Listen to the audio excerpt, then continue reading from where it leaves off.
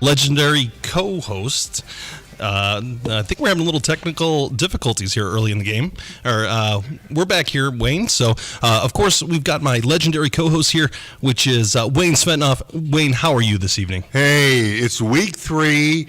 After we always say after week 1 and 2, right, that's when you improve the most. But I think week 3 kind of goes down and lets you see what you have and where you need to get better. Absolutely. It's definitely, you're starting to get your feet underneath you here. And just like here in our station here, we're getting our feet underneath us as well. We are streaming here on our social medias with our Facebook at Lakeshore Public Media and on our YouTube at Lakeshore Public Media. And that feed will be up there, and you can look in and see our handsome faces here. There's got a camera right over here, the nice little profile view. So it's going to be an exciting night. We got some big things going on here in studio. We got some big things going on with our co-host calling in, and we've got a lot of action here tonight. We really do, and I think that this type of thing really is taken off this year. It's a little different than in the past. Right. But people seem to really enjoy this. They're listening on the radio. They're if they're at home, they're going to Facebook and looking at the video and stuff that we're doing. And I think people are adjusting to this very well. I think so as well. And absolutely, when you have a good product that we're putting out there, and it's not us as the product, it's the action on the football field. Right. And we have some really exciting games today. Our Sacred Dunes game of the week is Maryville at Crown Point. That's going to be a huge one. That really is. And when you analyze this game, now I'm not sure if Maryville's quarterback is playing or not tonight, but Crown Point has impressed me in the first 2 weeks of the season, really impressed me. What's not to be impressed by this team? They've been impressing us for 2 years now. Coach Bazia really has that team bought in, and they are strong, and they are big, and they are fast, and they're doing everything they need to do. But Maryville has been one of the stalwarts here in Northwest Indiana for the last decade. Right. They're not a pushover. I think that Maryville has the athleticism to maybe do some damage in this game. Well, I agree with you.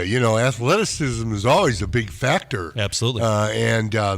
I think that, honestly, that the Crown Point team may be a little bit more physical. Could be. And that can, kind of balance out that athleticism of any other team.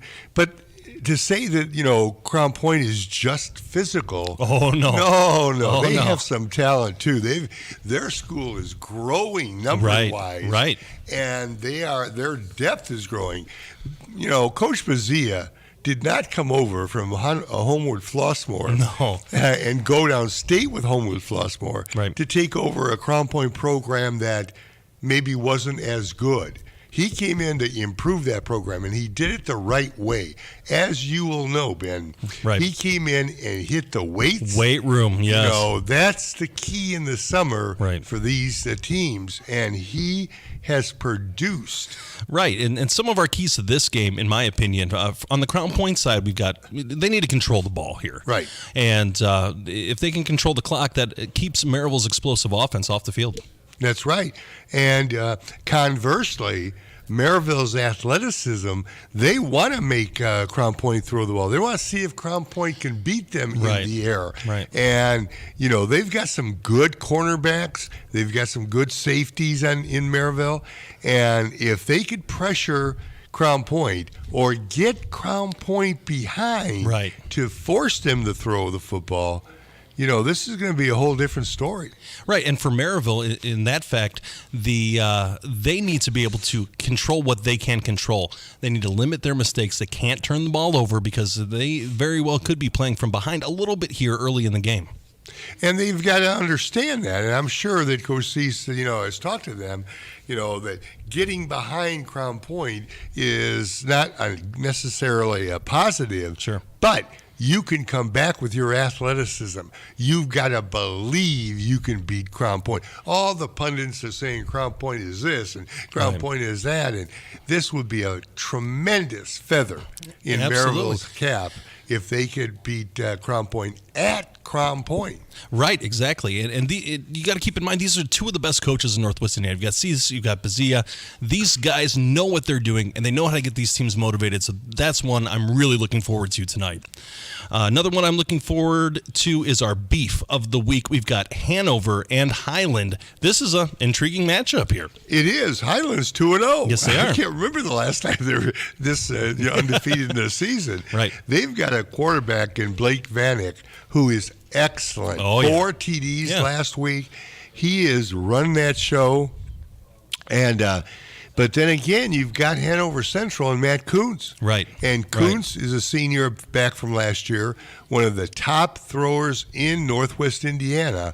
And he can thread the needle. There is no doubt about it. This is going to be an interesting game. It really is. It really is. You know, Smash Mouth by Pete Koulianis. Right. And then you've got Coach Parker over here at Hanover Central. Let's open it up and let's put some numbers on the board. Yeah, I think it's going to be very interesting because we had mentioned Vanek. He's a quarterback, but he's one of the leading rushers in the state of Indiana.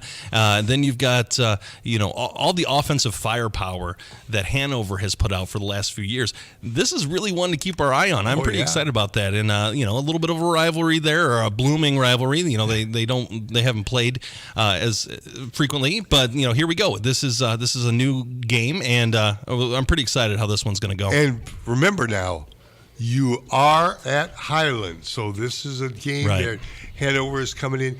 I think the pressure is more on Hanover Central than it is on Highland. Highland has to win. I understand that. But everybody's looking at Hanover Central and saying, okay, when's the bubble going to burst? Right. They come up from a weaker conference. Right. They're playing now in the crossroads. And you wonder, okay, when are these teams going to start beating up on Hanover Central? So far, they're not. That hasn't happened yet. Right. It's a long season, and we'll see how that goes. But definitely something for us to keep our eyes on, and making sure that this game could be. Is this the week where Hanover falls, or is this the week where Hanover says, "No, we're here and we're for real"? So some of the other games that we have going on here are pretty exciting. We've already mentioned the Crown Point Valpo game, or the Maryville Crown Point game. We've got Valparaiso at LaPorte. LaPorte's huge upset in week 1. Valparaiso was taken down by Penn in week 1, but these teams are, this could be a really interesting one. Valpo's going to be a favorite, but LaPorte's been impressive so far. On paper, you would say Valpo has this one. Right. But it's at LaPorte, and LaPorte has a brand new coach. Right. They got off on a great start beating New Prairie, but lost last week. So they're 1-1 on the season. Now Valpo's 1-1 too, but they lost to Penn. Right. So, no shame in losing to Penn. That's right. So this is going to be an interesting game to watch. Valpo can't overlook LaPorte, because LaPorte can run the ball. They have a quarterback that can throw it. And I'm not sure about LaPorte's defense.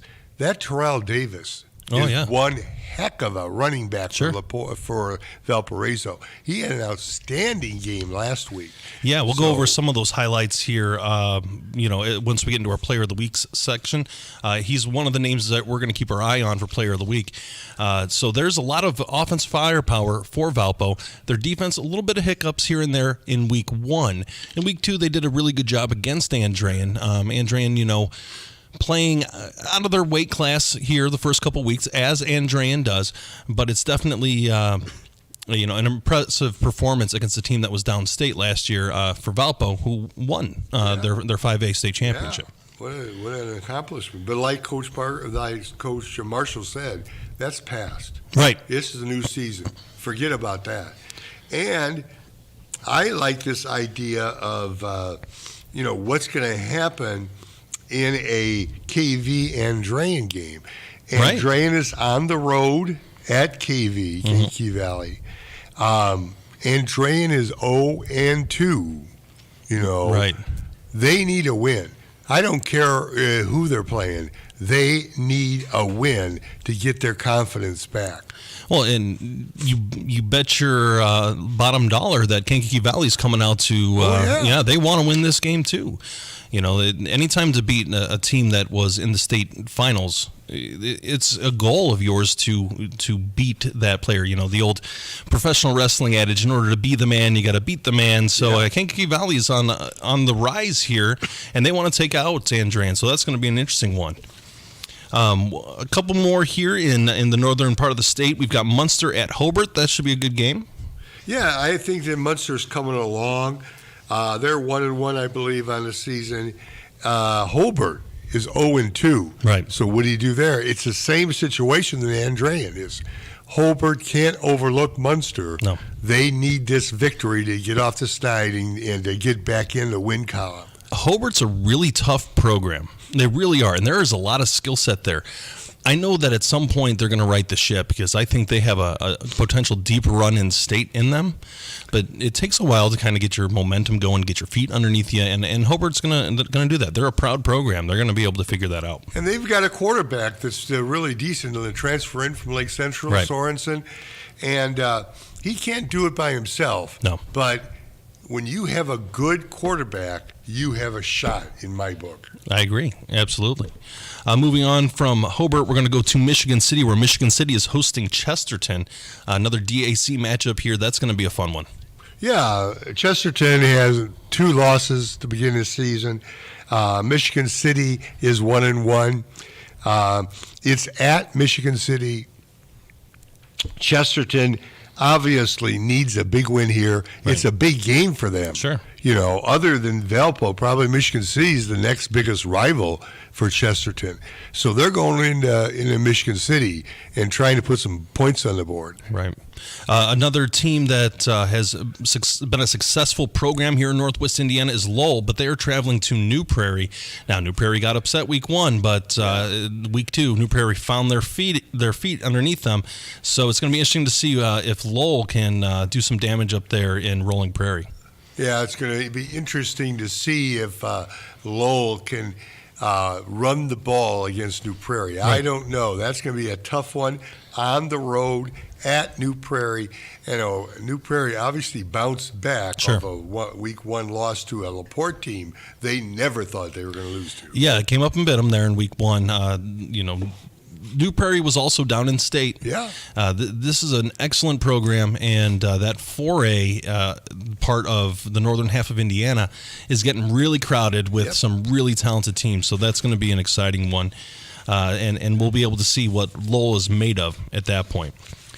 Moving on to Wheeler. It's got Wheeler hosting River Forest. I see a lot of dynamic offensive play going on here. Yeah, I do too. You got, I think it's Aiden Silverman. Silver. He's an outstanding athlete. Yes, he is. He scores touchdowns.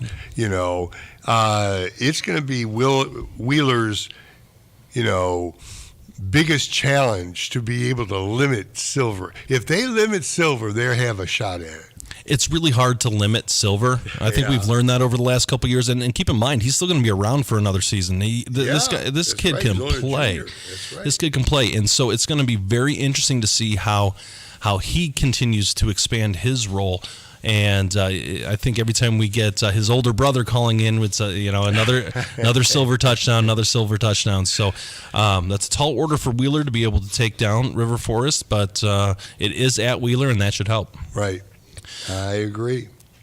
All right. I think that the Bishop Noel Whiting game will be interesting. Sure, yeah. Bishop Noel has been trounced by a lot of teams over the past couple of years. Now they've kind of turned it around. I think they're 1-1. Whitey needs to get off the snide. I mean, They were beat pretty badly last week, I think, at Highlands. So how will they bounce back is really the question. It is the question. And Whiting is another one of these programs that has a long history and a lot of success, but they're in a situation now where it's time for them to it's week 3 now. Yep. You are who you are by week 3, and they need to, see how successful they can be here. All right, moving on from there, we've got over in St. John, Indiana, we've got Lake Central hosting Portage. These are 2 teams that, to me, have impressed early on. Yeah, Lake Central 1-1. They lost to a very good Illinois team, Providence Catholic.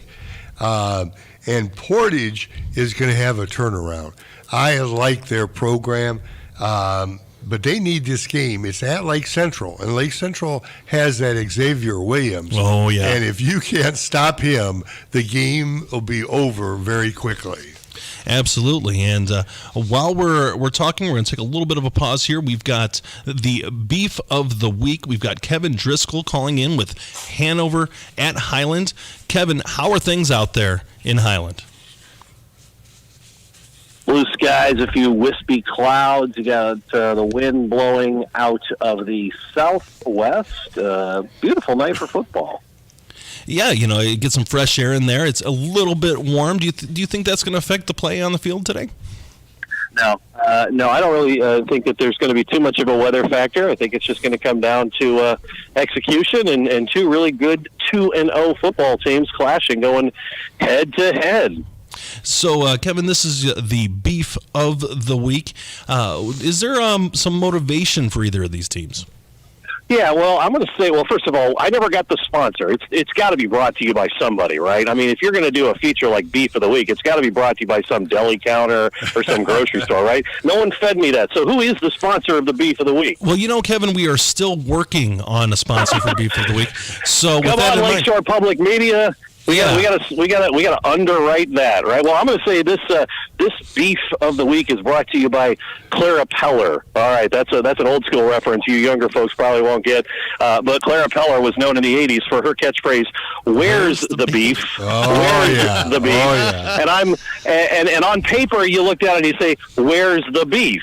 That's where I come in. I'm going to give you some storylines where I think you can find some beef in this matchup. And one of the things that, we don't have a lot of old school newspaper writers in Northwest Indiana anymore, if you know what I mean. Right. They might be able to remember that Pete Koulianis, the head coach of the Highland Trojans, used to be the head coach at Hanover. So right there, you've got a little bit of beef. You got Pete going up against his former school where he coached for 4 seasons, really 3 as the head man at Hanover. So I'm sure he's had this date circled on his calendar. But really, you talk about beef. I don't know how much beef Hanover has because, of course, they're along for the ride. Right. They're used to winning. They're kind of cruising into this new Northwest Crossroads Conference, just ready to do what they do. Meanwhile, if I had to find a beef, it's the X factor of Northwest Crossroads players across the Northwest Crossroads, the Brickies, the 59ers, the Trojans of the world, who are just about tired of hearing about Hanover Central over the last 5 seasons, if you know what I mean. Yeah, I want to know, do you think that the key to this game might be the superstar Emmy Doty and the kicker for Hanover Central? Well, I certainly think Hanover's going to be in a lot more close games this season than they're used to, certainly because of the new conference. And when you're in close games, you need a kicker you can rely on. Certainly Emmy Doty is one of those players who could make a difference, and certainly she got a chance last year in a very close game against Morton. She came through with a key 24-yard field goal late in the fourth quarter to give Hanover a 2-score lead at a time they desperately needed. Morton was moving the ball on Hanover, so she's proven she can come off the bench in a clutch situation. She was also 3 for 3 on extra points. And oh yeah, by the way, it just so happened on that same previous week in girls soccer, she scored 7 goals in 3 games before she even took the field. So yeah, she was the Hanover Athletics Player of the Week for participating with her foot in 2 different sports. So yeah, you're right. But overall, I would expect a close game in which things like that, special teams, turnovers, will be a factor in this game. So, Kevin, how do you see this game playing out? Well, I think the Highland Trojans are a much improved team. They are 2-0. Hanover is 2-0. Hanover's used to being 2-0. Hanover has not lost a regular season game in 17 outings. They have won 17 straight regular season games. They, in fact, have not suffered a regular season defeat in almost 2 years to the date. September 3rd, 2021 was the last time they lost a regular season game. But welcome to the Northwest Crossroads Conference, and they are facing a Pete Koulianis coach squad. I talked to Pete before the game, and he said this is the season they've been waiting for, and it really comes down to their senior leadership.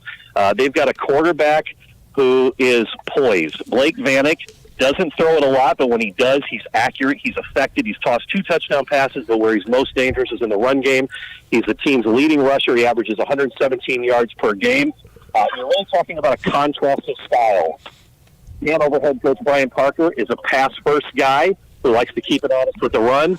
Pete Koulianis, just the opposite. He will run it down your throat, and he seems to have the offensive line horses this year to do it, and they are going to be led by the quarterback keeper all the way in Blake Vannick. Really, arguably, the most talented player on the field tonight for the Trojans. Tight end linebacker Nick Johnson was talking about him before the game with Coach K for the Trojans, and he's getting a lot of looks from Ivy League schools. He said he did the Ivy League tour last summer. Dartmouth, Harvard, Yale all have interest in him. So not only are you talking about a big guy who can play at that level, but he's got the intelligence to even get into those schools. So a smart player on the field and very, very physical. Kevin, one quick question, and that is, Hanover lost a lot of people defensively. Can they match the physicality of Highland?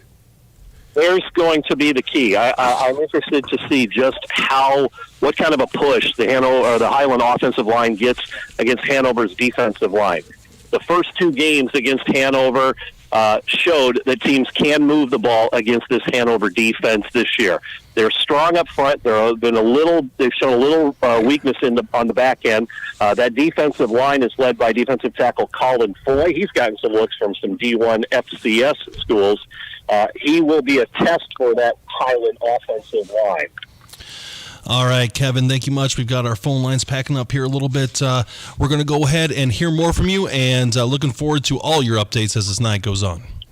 One last little tidbit I want to throw in for this game. Hanover looking to avenge a 62-8 loss the last time these two played, 1971. All right. All right. Thank you, Kevin. We appreciate that, and looking forward to hearing more from you as this night goes on. Talk to you later. All right. Thank you much. That was Kevin Driscoll with our Beef of the Week, Hanover at Highland. We're going to move from Highland. We're going to move over to Crown Point for our Sacred Dunes Game of the Week. We've got Ryan Welsh with Maryville at Crown Point. Ryan, how's the weather in Crown Point? It's beautiful. Great weather. How are you guys doing? I'm doing really well. Right. The air conditioning is working well in here, so we're not sweating yet. These studio lights are kind of hot, but we'll be okay, I think. So what do you see going on out there? What do you have for us?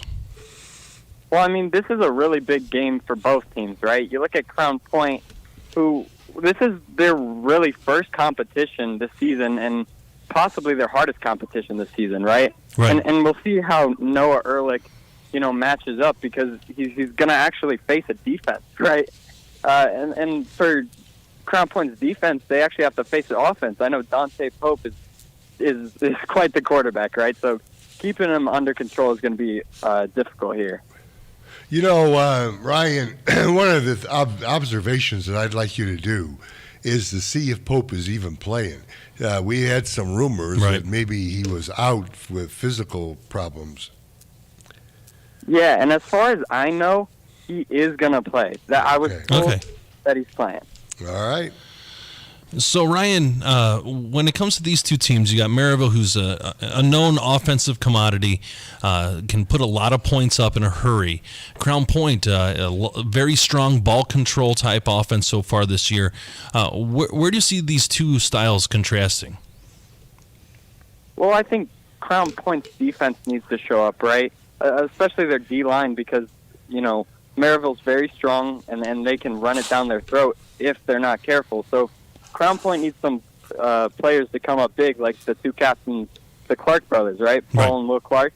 Will Clark, 6'4", 230, he's a beast, right? So we're just hoping that their defense can match up. And then for Maryville, it's all going to be about, controlling, I guess you could say Ehrlich, but also, Ehrlich's weapons like Landon Delich or, Seamus Molaski. It's going to be a great match. All right, thank you, Ryan. We're going to go ahead and let you go and enjoy the last half hour before game time. Looking forward to hearing more from you from the Sacred Dunes Game of the Week, Maryville at Crown Point. Ryan, thank you much. Thank you. Talk to you later. All right, that was Ryan Welsh at Crown Point. We're going to go from Ryan Welsh to Gary Graben, who is at Kankakee Valley at Andrean. Gary, what's going on at 5959 Broadway? Well, again, this is senior night, so they're introducing the seniors here. Had a chance to talk to Coach Skinner before the game, and he was joking with me that he was surprised I came back 2 weeks in a row after their performance last week against Valpo. But I told him that we've seen 0-2 before in Andran, and we've seen it end very well for them. So you can't throw in the towel just because they're 0-2, but definitely it is a game that Andran really needs to right themselves here tonight against a 1-1 Kankakee Valley team. Gary, do you think that Andran is using that as motivation, that they need to kind of right the ship?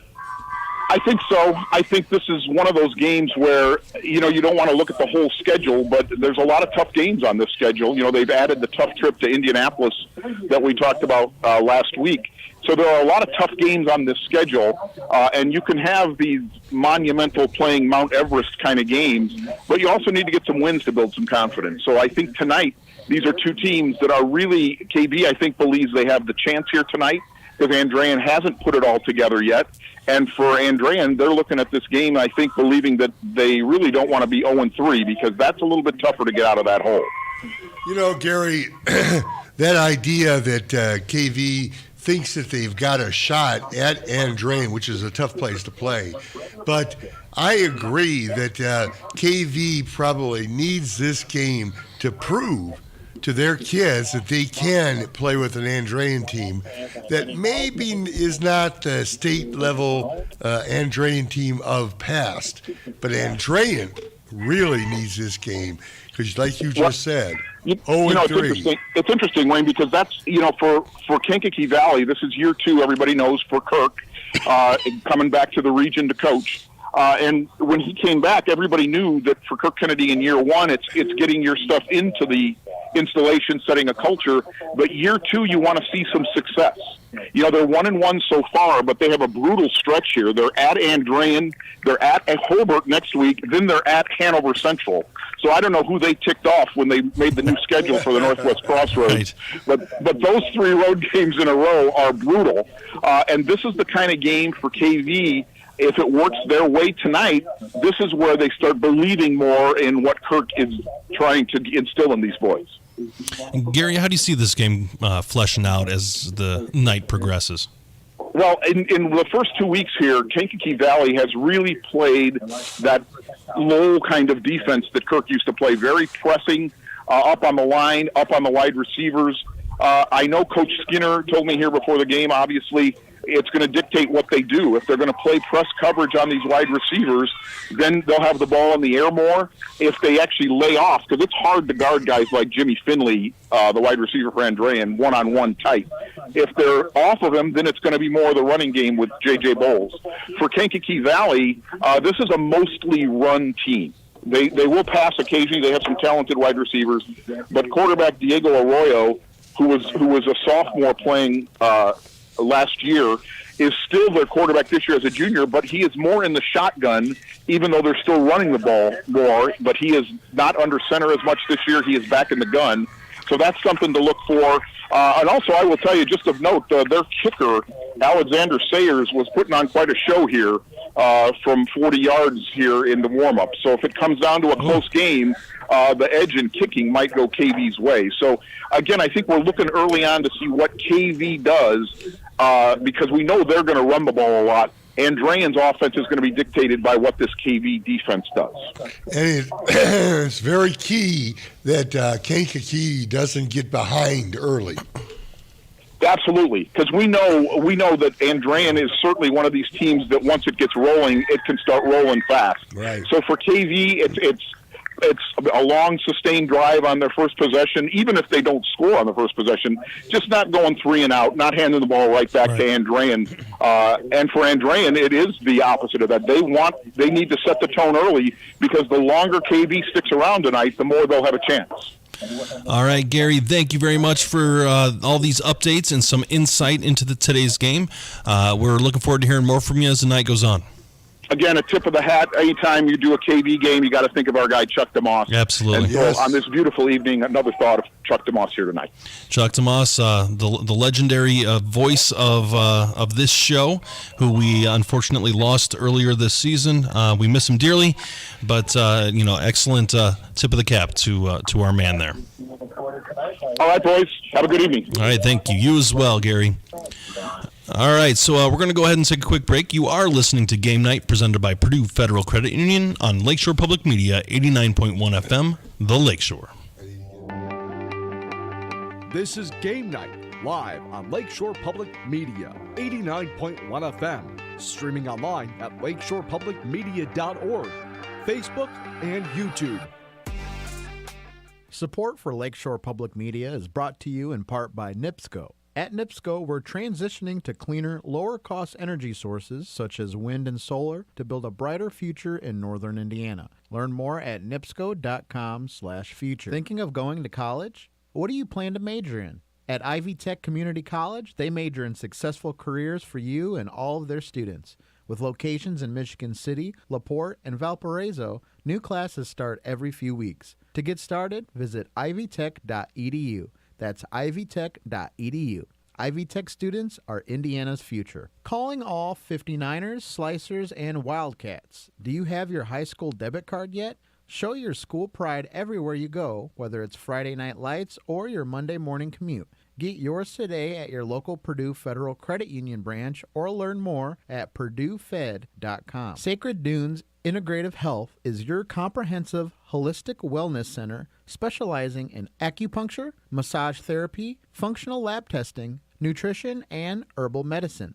Sacred Dunes, where wellness grows. Visit sacredduneshealth.com. The Plasterers and Cement Masons Local 692 Apprenticeship Training Program provides a path to a career in a skilled trade. You can earn as you learn to be a plasterer or cement mason through an apprenticeship with Local 692. Learn more at plcm692apprenticeship.org. For nearly 15 years, you've relied on Lakeshore Public Media to be your trustworthy news source, to cover our region's stories and to report on what matters. But as a nonprofit public broadcaster, your donation today helps ensure we can continue to serve you and the rest of Northwest Indiana with stories that inform and inspire for the next 15 years. Please visit lakeshorepublicmedia.org/give and donate today.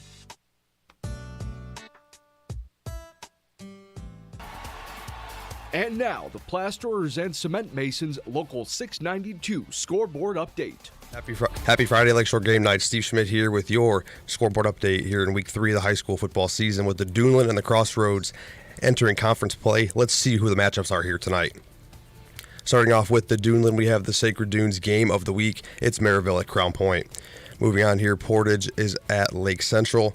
Valpo's on the road tonight at LaPorte. And Chesterton's on the road at Michigan City. Those are all 7 o'clock kicks. Moving on here now to the Northwest Crossroads Conference. All 7 o'clock kicks here as well. Hanover Central takes on Highland at Highland tonight. This is this week's beef of the week. Kankakee Valley is on the road tonight at Andrean. Lowell travels to New Prairie. Hobart's on the road Munster's on the road at Hobart. And now let's take a look here at the Greater South Shore matchups. These are all also 7 o'clock kicks with the exception of 2 games. Starting off here with East Chicago Central is on the road at Calumet. Westside travels to Boone Grove. Bishop Knowles on the road tonight at Whiting. Here's one of the 6:30 kicks. North Newton is on the road tonight at Lake Station. A couple 7 o'clock kicks here now. River Forest is on the road at Wheeler. South Central is on the road at Bremen. Griffith travels to Hammond Central. Another 6:30 kick here is Morton at Elkhart. And the final game here is also a 6:30 kick with Rensselaer at Western. Phelan Academy will be traveling to Bowman Academy tomorrow. That's a 1 o'clock kick. Stay tuned for Week 3 Game Night. We have more after this break.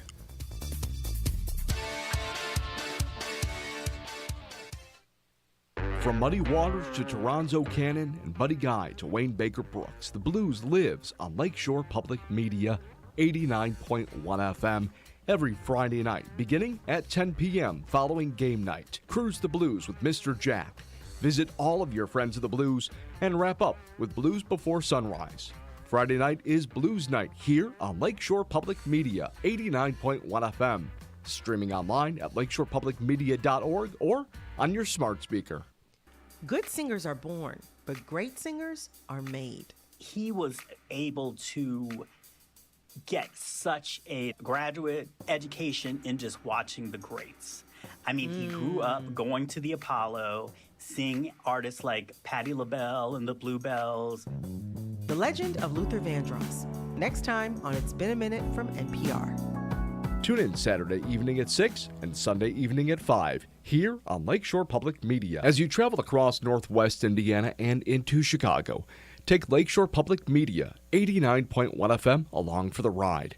With our newly expanded signal, we're with you from the southern corner of Michigan and into Chicago, and of course across Northwest Indiana. From the dunes at Lake Michigan to the windmills of Wolcott, Lakeshore Public Media 89.1 FM is along for the ride, wherever you call home.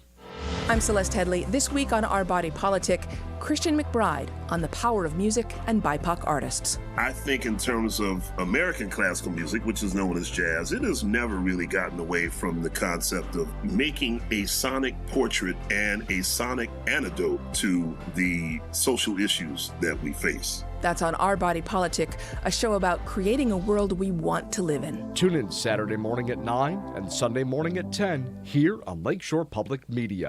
Hi, I'm Terry. And I'm Joe. We host the People's Pharmacy heard live Saturday mornings at 6 here on Lakeshore Public Radio 89.1 FM. We talk with you about everything from home remedies to breakthrough drugs. Hear from leading experts about drugs, herbs, home remedies, and other health topics. Join us on the People's Pharmacy Saturday mornings at 6 here on Lakeshore Public Radio 89.1 FM. On the next Radio Lab? Now this is the pump where Helen learned her first word, water. I spent most of my life feeling constricted by Helen Keller's ghost. I don't blame Helen Keller. Did you really have to write that letter? We don't focus on that. It's not in the past. No. The Helen Keller Exorcism. That's next time on Radio Lab. Tune in Saturday afternoon at 1 and Sunday afternoon at 2 here on Lakeshore Public Media. The morning Billy Joe Johnson died, his ex-girlfriend said he stopped by her house. I heard him come around to my window and tap on my window, on my bedroom window. This week, we get her on the phone. Hannah, thank you so much for calling me back, and I do apologize. This is not the funnest part of my job. On the next Reveal. Tune in Saturday afternoon at 2 and Sunday morning at 9 here on Lakeshore Public Media. Now, back to the action here on Game Night. We are back at Game Night, presented by Purdue Federal Credit Union on Lakeshore Public Media 89.1 FM, The Lakeshore. We're also streaming on Facebook and YouTube, both names at Lakeshore Public Media, and you can see our beautiful faces right there, waving. Hi, Mom. Hi, nice. She's my only fan left. She's the only one that watches. So, so I appreciate that. And new cutting edge things, new ways to absorb our media, and we're pretty excited. So, my name is Ben Galazinski. This is Wayne Sventnoff. We've got a wonderful day of football coming up tonight, and we've got a couple more games that we're going to highlight before we move on to some other segments. Right. We have already talked about Portage and Lake Central, but we've got an interesting one here with Westside and Boone Grove. Westside can put points on the board. Right. They've got athleticism. They can if they get a line play, they can score points. Sure, yeah. The key here for Boone Grove is Matt Rowland. He's the leading passer in the area over people like Matt Kuntz. And he can run the football. He can throw the football. Right. This kid is a college player. Sure. I don't know if he's Division I, but he could be a Division II player. Yeah. So that really helps Boone Grove. You got to keep in mind, Boone Grove played really tough with Hanover earlier in the year. This team is pretty tough. It's going to be interesting to see how they match up here against Westside. But let's keep our eye on that game and see how that one fleshes out. Another one that's going on here is Griffith versus Hammond Central. So that'll be an interesting one. Griffith needs to win this game just to get in the win column. Phil Mason's a great coach. Right. And he's done wonderful things at Andrean. Michigan City, he had success. Right. Griffith will turn around their program. The problem is Hammond Central has athletes. They sure do. And they have kids that can really run the ball Absolutely. and play football. And Last year they were good. I think they can be better this year. Absolutely. And every team, so long as you're returning players, is going to improve year over year, right? It's when you have to replace longtime players that you kind of take some steps back. Right. But both of these teams are actually improving regularly, and it's going to be interesting to see if Griffith kind of gets that momentum that they need. They really need to get a win. Yeah, and unfortunately it's at Hammond Central. Right. But I don't think that really matters to Coach Mason. He's going to go in there and say, I don't care where we play. We can play in McDonald's parking lot. Right. We need to play our best football, and that's the bottom line. Absolutely. So another game which would have been down in Chuck DeMoss's territory, and for the record, for our longtime listeners, Chuck DeMoss today would have been his 66th birthday. So we got to give a happy birthday in heaven to Chuck DeMoss, who's he's certainly there. He is one heck of a person. And Chuck DeMoss was the best, and so there's going to be a good game down in his area tonight. We've got North Judson at Culver Academy. Yeah, and I think Judson's on a roll again this year. Uh-huh. They're 2-0. Right. They're moving. I think Judson is in our top 10. I think that really Culver is always a good football team. Now, are they state football teams? I'm not sure. Right. Is North Judson a state football team? Well, they certainly are. They could be. So I think this is going to be a good game. It's on the road for North Judson, so it's difficult. So we'll go through some of these pretty quick here. We've got North Newton at Lake Station. We've got West Central at Tri-County. We've got Knox at Culver Community. We've got South Central at Bremen. We've got Calumet at... I think that's wrong. That's not KV. Yeah, that's not KV. I made a mistake. We'll have to make a little... check our notes where Calumet is today.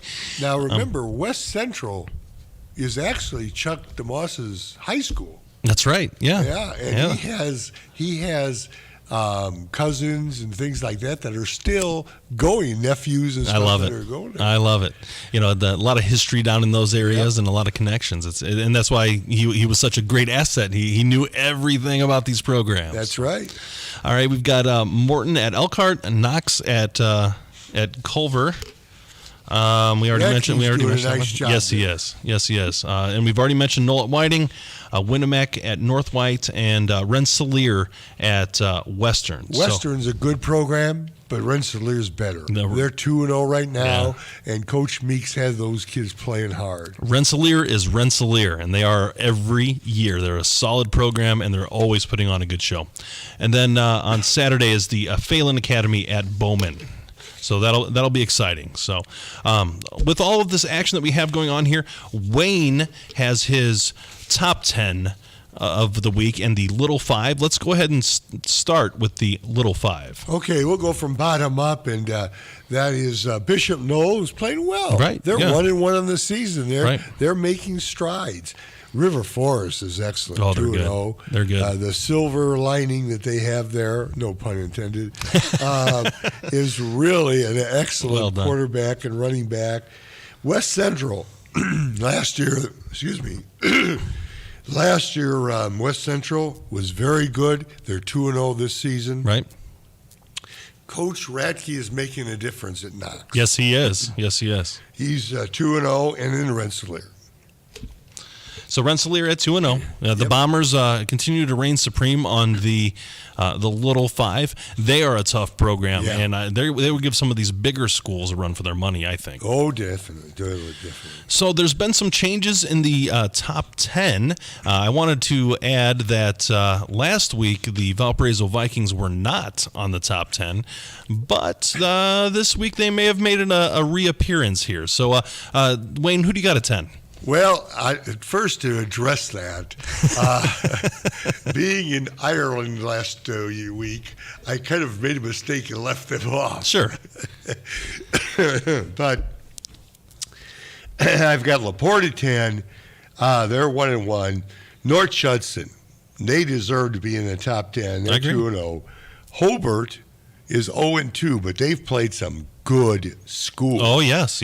And Drain is 0-2. Same situation. Right. Michigan City is 1-1. I like what's happening there. I thought they might be 0-2 at this point. Lowell is 1-1. They're coming around. And then you got Hanover 2-0.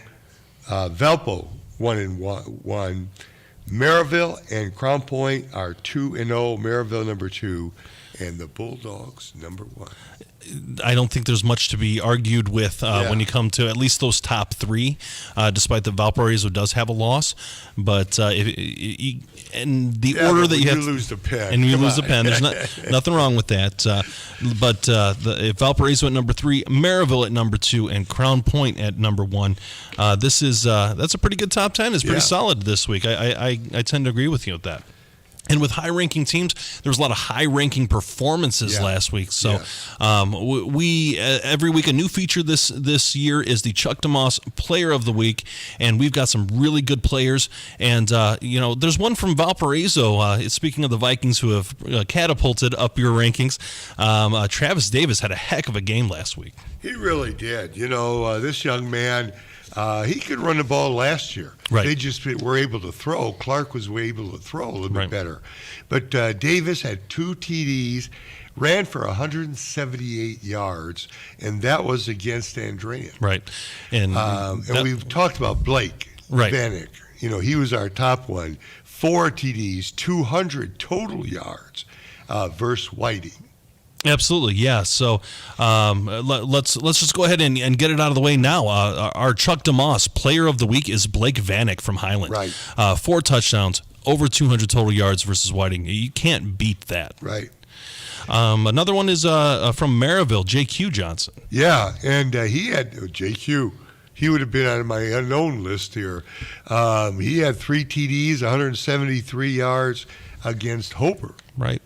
Another player today playing in our Beef of the Week, we've got Hanover Central's Matt Kuntz. He had quite of a performance. Yeah, 3 TDs, but you know what? 3 TDs, 173 yards, and many times you go, oh, really, that's all? I mean, he's that good. Yeah. The Hanover Central is that good. So when you keep in mind that we've got Matt Kuntz and Blake Vanek, in these 2 teams, the Beef of the Week right there, 2 of our best players here in Northwest Indiana for week 2. That's really impressive. It's going to be an exciting game.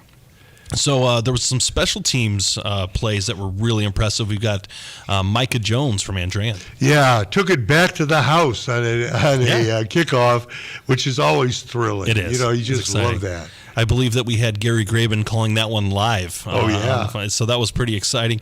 But yeah, anytime you can take a kickback for a touchdown, that's a huge momentum swinger. Now it didn't really propel Andrean to a victory, but definitely a bright spot in that, and it shows the explosiveness. Andrean's not going to be playing teams like Valpo every week. Right. That's right. And so it shows that skill set is available and is an excellent weapon there on special teams. Look at the next 2. You can talk about unknowns. Right. Holland Harris and Dontel Harris. I don't know if they're related, but they're from Morton. And Holland had 224 yards rushing, and Dontel had 224 yards on only 21 carries against Hanover Central. That's incredible. Yeah. The fact that how difficult it is to have one singular individual with over 200 yards. They had 2 of them, and that is an incredible performance by those two folks there. It really, really shows that Morton has a lot of skill set there. And the last one here is my favorite. Emmy Doty, right there, the kicker from Hanover Central, kicked all her extra points successfully. And Kevin said, Driscoll, this is going to be a close game between Hanover Central and Highland, and it could come down to Emmy. It could, and the pressure will be on, but she's shown that she can do it. She can take care of all the needs that the kicking needs to be taken care of. She gets a lot of opportunities with that high-scoring offense. she kicks a lot of extra points. That offense moves up and down the field, so she has an opportunity to really impact these games. I think that she also gets a lot of practice on the soccer field. Somebody told me she had 7 goals. 7 goals in 2 games, or was it 3 games? Either way, I played played soccer for like 2 years when I was a kid, and I scored 0 goals. So her scoring 7 in 2 games is way better than I would ever be at soccer. So it's impressive. 2-sport fall athlete. That's incredible. That's a lot of time investment. Yeah, and it's tough. And I know how much, how athletic you have to be, because I opted out playing basketball. I opted out to running cross country. Okay. Before the season, you had to do one or the other, play football or run cross country. And my claim to fame was at Gary Gilroy Field in one of our track meets. As I came around the last bend, I saw the kids were already on the bus and going, "We're over here, we're over here." Well, you couldn't keep up. Yeah, no way. That's another sport that if you can look at me, the people watching the feed can tell I am not a cross-country runner by any means. So I am physically built to be a football player. And when I was skinny, I could actually play a little bit of basketball, but not good enough, apparently, according to the Valparaiso Vikings team. But it's very interesting to see these multi-sport athletes. And when you were a coach, did you look for that, or did you shy away from that? What was your attitude for that? Oh, definitely you look for that. Right. You never shy away from it. If the kid's athletic enough to play 2 sports like that and be competitive in both sports, sure, he's going to help your team. Because that just builds character. Right. And you're looking for kids with character, in the sense, good character. Well, right. Leadership, not character the other way. But, you always look for that as a coach. Sure. And that's the type of things that we love to see here in Northwest Indiana. We love to see these athletes that have good grades, and that are passionate about what they do and are good human beings. And that's what we're continually looking for here in Northwest Indiana. And we try to highlight those types of kids on our programming here. So when we are getting close here, we've got about 7 minutes until our next break. What are some of the things that you're looking forward to this week to see for what's standing out in your mind that you're looking forward to? Well, when I looked the schedule over, a couple of things stood out for me, and that is, number one, who are the teams that really are going to be challenged tonight? Right. We've talked about Hanover Central and Highland. Is Hanover Central, going to step up and continue their success in the Crossroads? Yeah. But the other team is Chesterton and Michigan City. Sure. Chesterton has been on the cusp of winning, but they're 0-2 right now. Right. They travel to Michigan City. Michigan City has a new coach, but they're 1-1. And, Chesterton needs to get off this night. They need to be successful in this game against a real rival for them, Michigan City. Yeah, a Duneland team, and both of these teams are kind of at a crossroads. If you don't mind that expression, don't mind that expression. But both of these teams, who are they? We don't know quite. Right. We don't know who these teams are, and it's going to be very interesting to see how this week goes for them and how they perform, because they need to kind of see and get their identity and start moving in the right direction. Right. Both of these programs. For me, a game that I'm interested in, and it's not just because I am a Valparaiso Viking, I'm interested to see LaPorte. How is LaPorte going to respond with a highly ranked team, the defending state champions, coming into their site? This LaPorte team obviously took down New Prairie. Now, Valpo's a weight class heavier than New Prairie, but is this LaPorte team moving in the right direction to be able to fight with the big boys like this? They've shown that they can take out a state qualifying team. Good for them. Are they ready to go up to some of the elite teams in Northwest Indiana? It's going to be interesting to see how the LaPorte Slicers fare tonight. And it's going to be interesting to see LaPorte, as you said, beat New Prairie, a state-ranked team, and went downstate last year. Then they failed last week, lost. Now, will they come back and upset a Valparaiso? If not, that could be a problem. Well, sure, and it's yeah. They need to keep the game close. That's what you're right. If they don't win and yet lose 21-20, they can go in that locker room and say, okay, we're right there. Right. But if they get blown out. Well, there's certain things that you can learn. A lot of people say, "Oh, there's no such thing as a moral victory." There is things as moral victories. If they can trade punches here with Valparaiso as this game goes on, it'd be interesting to see how that works out. But also, let's say the game ends up being kind of a lopsided type scenario. If that's what happens, you can still see how your players respond. How's their body language? How's their effort? If you go down swinging, there's something you can build upon that with that effort and that aggression. Especially with a new coach. Right. If you get blown out here, kids start to drop their heads and say, oh my God, the first victory was a fluke.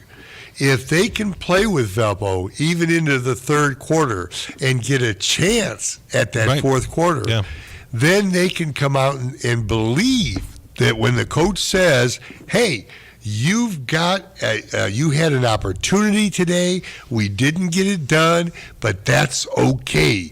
We're moving in the right direction. Absolutely. And speaking of another game in LaPorte County, you've got Lowell traveling up to New Prairie. That is another game where they are, New Prairie is going to be the favorite there. But how is Lowell going to be able to battle? They've battled New Prairie pretty tight the last few years, but New Prairie has had their number. I would imagine that the Red Devils are trying to take out the New Prairie folk tonight. And I think that's the same scenario as Valpo LaPorte. Like you said, Lowell, New Prairie has had Lowell's number. Right. And nobody wants to leave New Prairie with a loss. No. That's not on the table for Coach Kilmer. Absolutely not. And I think it's going to be pretty interesting to see how that game goes along and just to see some of these teams that have been really strong and firm in Northwest Indiana, how are they going to respond with some of these tough games on the road? That's a long drive for Lowell to get up to New Prairie. That's an hour or so drive at minimum. So it's definitely going to be interesting for there. So, Wayne, is there anything else that you want to add? Things that you're looking forward to for week number 3 here? Well, very honestly, I'm going to be interested in, can Portage stop the X factor? Yeah, Xavier Williams. Lake Central should win this game, but Portage has a seasoned quarterback, and he's back this year. So it's all going to depend on if Portage can get some points on the board. Absolutely. It's going to be interesting. So with that in mind, we are going to go ahead. We're going to take a quick break here on 89.1 FM, The Lakeshore. This is Game Night, live on Lakeshore Public Media, 89.1 FM, streaming online at lakeshorepublicmedia.org, Facebook, and YouTube. Thinking of going to college? What do you plan to major in? At Ivy Tech Community College, they major in successful careers for you and all of their students. With locations in Michigan City, LaPorte, and Valparaiso, new classes start every few weeks. To get started, visit ivytech.edu. That's ivytech.edu. Ivy Tech students are Indiana's future. Calling all 59ers, Slicers, and Wildcats. Do you have your high school debit card yet? Show your school pride everywhere you go, whether it's Friday night lights or your Monday morning commute. Get yours today at your local Purdue Federal Credit Union branch or learn more at purduefed.com. The Plasterers and Cement Masons Local 692 Apprenticeship Training Program provides a path to a career in a skilled trade. You can earn as you learn to be a plasterer or cement mason through an apprenticeship with Local 692. Learn more at plcm692apprenticeship.org. Support for Lakeshore Public Media is brought to you in part by NIPSCO. At NIPSCO, we're transitioning to cleaner, lower-cost energy sources such as wind and solar to build a brighter future in northern Indiana. Learn more at nipsco.com/future. Sacred Dunes Integrative Health is your comprehensive holistic wellness center specializing in acupuncture, massage therapy, functional lab testing, nutrition, and herbal medicine. Sacred Dunes, where wellness grows. Visit sacredduneshealth.com. You're listening to Lakeshore Public Media, 89.1 FM, WLTR FM Lowell, your home for local news, traffic, weather, sports, and more. Streaming online at lakeshorepublicmedia.org. And now, the Plasterers and Cement Masons Local 692 Scoreboard Update. What's up, Lakeshore Game Night? Steve Schmidt here with the scoreboard update here for Week 3 of the high school football season. Let's check out these matchups. Starting off in the Duneland, the Sacred Dunes Game of the Week, Maryville at Crown Point. Last week, Maryville defeated Hobart 31-12, and Crown Point took down Chicago Taft 49-7. Last season's meeting went to Crown Point 48-40. Portage at Lake Central. Last week, Portage lost to Northwood 49-7, and Lake Central fell to Providence Catholic 28-21. Portage owns a slight 23-20 record over Lake Central. Valpo at LaPorte. Last week, Valpo took down defending 2A state runner-up Andrean 55-18, and LaPorte lost to Lowell 26-7. Last meeting between the two was in the sectional, and it was all Valpo 42-3. Chesterton at Michigan City. Last week, Chesterton fell to Warsaw 8-6, and Michigan City went on the road to Lafayette Jeff and defeated them 36-30. Chesterton won in the sectional last season 28-20. Moving on here to the Northwest Crossroads as they also begin play with the beef of the week, Hanover Central at Highland. This will be Hanover Central's first official game, a part of the Northwest Crossroads Conference. And for Highland, this is their first 2-0 start since the 2016 season. The last meeting between the two schools was way back in 1971. Kankakee Valley at Andrean. Last week, Kankakee Valley defeated Wheeler 33-14, and Andrean fell to 5A state champ Valpo 55-18. Andrean has won 20 of the 21 meetings in the series.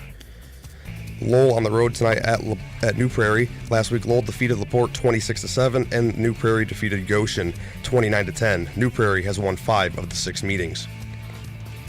Munster at Hobart. Munster took down Griffith last week 41-33, and Hobart fell to Maryville 31-12. Last season's meeting was all Hobart 35-0. East Chicago Central at Calumet. Last week, EC Central fell to Westside 50-6, and Calumet was defeated by River Forest 33-0. Calumet has won both meetings in this series. Westside on the road tonight at Boone Grove. For Westside, this is their first official season, a part of the Greater South Shore Conference, and Boone Grove defeated South Bend Clay 53-6. This will be the first meeting between the two schools. Bishop Knoll on the road at Whiting. Last week, Bishop Knoll lost to Osceola Grace 20-8, and Whiting lost to Highland 46-7. Whiting has won 17 of the 21 meetings in the series. One of the 6:30 kickoffs that we have here was North Newton at Lake Station. That one is currently underway. River Forest on the road at Wheeler. For River Forest, this is their first 2-0 start since the 2010 season, and Wheeler fell to Kankakee Valley last week 33-14. Wheeler has a 16-3 record in the series. South Central tonight travels to Bremen. This one is underway. Griffith is on the road at Hammond Central. Griffith lost to Munster 41-33 last week, and Hammond Central took down TF South 33-6. This is the first meeting between the two schools. And last two games here are also 6:30 kicks underway. Morton's on the road at Elkhart. Last week, Morton fell to Hanover Central 24-14, and Elkhart lost to Northridge 35-29. Elkhart has won both meetings in this series. And the last game that we're covering here is Rensselaer on the road at Western. Week 3 is shaping up to be a good one. You're not going to want to miss a beat, and we'll see you after this break.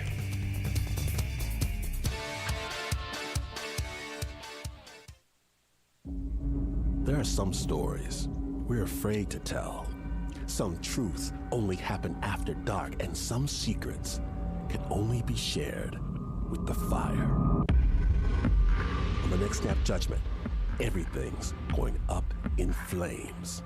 The Campfire Tales special, do not miss it. Tune in Saturday morning at 11 and Sunday afternoon at noon here on Lakeshore Public Media, 89.1 FM. Writer Dori Shafrir always felt pressure to hit big life milestones on a particular timeline. Like, write a book, maybe get married, buy an apartment. I mean, it was just like this list. And of course, by the time I turned 30, like, I had done none of these things. Late Bloomers. That's next time on the TED Radio Hour from NPR.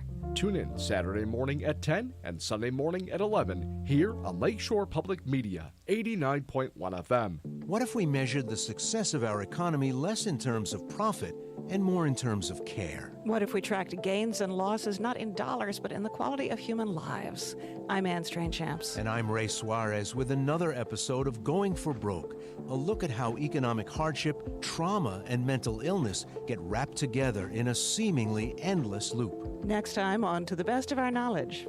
Tune in Saturday afternoon at 3 here on Lakeshore Public Media, 89.1 FM. At least a dozen U.S. cities are enacting or reinstating youth curfews to address rising crime. But will that strategy work? We aren't going to be sweeping up children for whom this is a very traumatic experience and a completely unnecessary experience. A look at the effectiveness of juvenile curfews and also the criticism that they target black and brown youth on All Things Considered from NPR News. Tune in at 4 o'clock for Weekend All Things Considered here on Lakeshore Public Media, 89.1 FM. The Swedish band Icona Pop topped the charts with their hit, I Love It. They're 10 years older now, have a brand new album, Young Children, and a new perspective. We changed a lot. I mean, we grew a lot as persons. Icona Pop and their new album, Club Romantic. That, plus all the news Saturday and Weekend Edition from NPR News. Tune in Saturday morning at 7 for Weekend Edition Saturday here on Lakeshore Public Media, 89.1 FM. I'm Jesse Thorne. This week on Bullseye, I'll talk with Brenton Wood, the voice behind Gimme a Little Sign, Me and You, and this song that we are hearing right now, the Oogum Boogum song. Plus, John Wilson from HBO's wonderful How To with John Wilson. That's on the next Bullseye from MaximumFun.org and NPR. Tune in for Bullseye, Saturday evening at 5, here on Lakeshore Public Media, 89.1 FM. Streaming online at lakeshorepublicmedia.org. From Muddy Waters to Toronzo Cannon and Buddy Guy to Wayne Baker Brooks, the blues lives on Lakeshore Public Media, 89.1 FM. Every Friday night, beginning at 10 p.m. following Game Night. Cruise the Blues with Mr. Jack. Visit all of your friends of the blues and wrap up with Blues Before Sunrise. Friday night is Blues Night here on Lakeshore Public Media, 89.1 FM. Streaming online at lakeshorepublicmedia.org or on your smart speaker. Now, back to the action here on Game Night. Welcome back to Game Night, presented by Purdue Federal Credit Union on Lakeshore Public Media, 89.1 FM. It is also streaming on Facebook and YouTube. My name is Ben Kolodzinski. This is Wayne Svetnoff. To those watching at home, hi. How's it going? Nice to see you. Please check out our feed and be a fly on the wall. We love when we get recognized here out in public, and they say, "Wow, you do have a face for radio," and this proves it. So we appreciate all of our viewers and all of our listeners. And one thing that once you start getting your feet underneath you in a season, or you're getting established right now, and there's some teams that are powerhouse teams here in Northwest Indiana that are struggling a little bit. And Coach, you coached basketball for many years here in Northwest Indiana. How do you motivate a team that is a good team, but is still the record isn't showing it? Well, that's a deep subject, just because of the fact that in today's athletics, it's a little different than when I was coaching in athletics. And that was one of those things where yelling and screaming was acceptable. I wasn't a big yeller, but I mean, maybe the referees tonight would. But that was a situation where you have to, at the halftime, I always thought the best coaches are the ones that make the change at halftime. Coaches that were able to adapt. And sometimes, unfortunately, In our society, we think the only place to be is a starter. Oh, right. Yeah. And sometimes it's better for you to come off the bench. Sure. And if you're not playing well, and this goes for basketball and football, if you're not playing well, then you need to sit and watch next to me. Sure. And in football, I noticed this really. In football, coaches don't like to change quarterbacks. A guy throws 3 interceptions and you pat him on the back, you're okay. Right. Well, he might be better okay on the bench and have his secondary guy come in and do that. So, and that is a motivator. Sure. They don't like it. I know Bob Knight has a very colorful, language-filled rant. If you look on YouTube about Bob Knight and the transitive property of the bench, he will entertain you. But let's do that after our show is off the air. So don't switch off of our feed now. But on our feed, we've got Kevin Driscoll with an update on Hanover and Highland, our beef of the week. Kevin, what's going on out there? We have 9:37 to go first quarter. Highland strikes first in Hanover's welcome to the Northwest Crossroads. Hanover wins the toss, elects to defer, so Highland gets the ball first and goes 66 yards on a touchdown from Blake Vanek to Javier Castillo for the first score of this game. Highland was facing a 3rd and 14. Vanek rolled out under pressure. The Hanover cornerback bit, and he threw a 66-yard pass to Javier Castillo for the first touchdown. PAT was no good, but on the ensuing drive, Hanover Central has just driven 50 yards and have just found the end zone as a response. What did I just miss? We got a 37-yard touchdown run by Caden Verrett. This one is tied at 6, extra point pending. A lot going on here at Zip Seiple Field early on. A lot of action, Kevin. So what is it, just a frenetic pace going on here, or is it just 2 heavyweight boxers going punch for punch? Well, certainly Highland actually went to the pass 3 out of their first 4 plays of the game. Set up a 3rd and 14. Extra point, no good. So we have a 6-6 game, both first PATs for both schools, no good.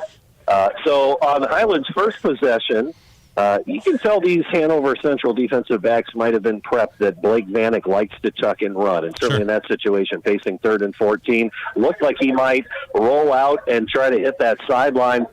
The Hanover cornerback bit, came up, and that just left Javier Castillo wide open. It was just a simple pitch and catch. On the ensuing drive for Hanover Central, they get a good kick return to the 50, and then just a few plays later, Hanover's everything back. Caden Verrett runs it in from, what did you say that was?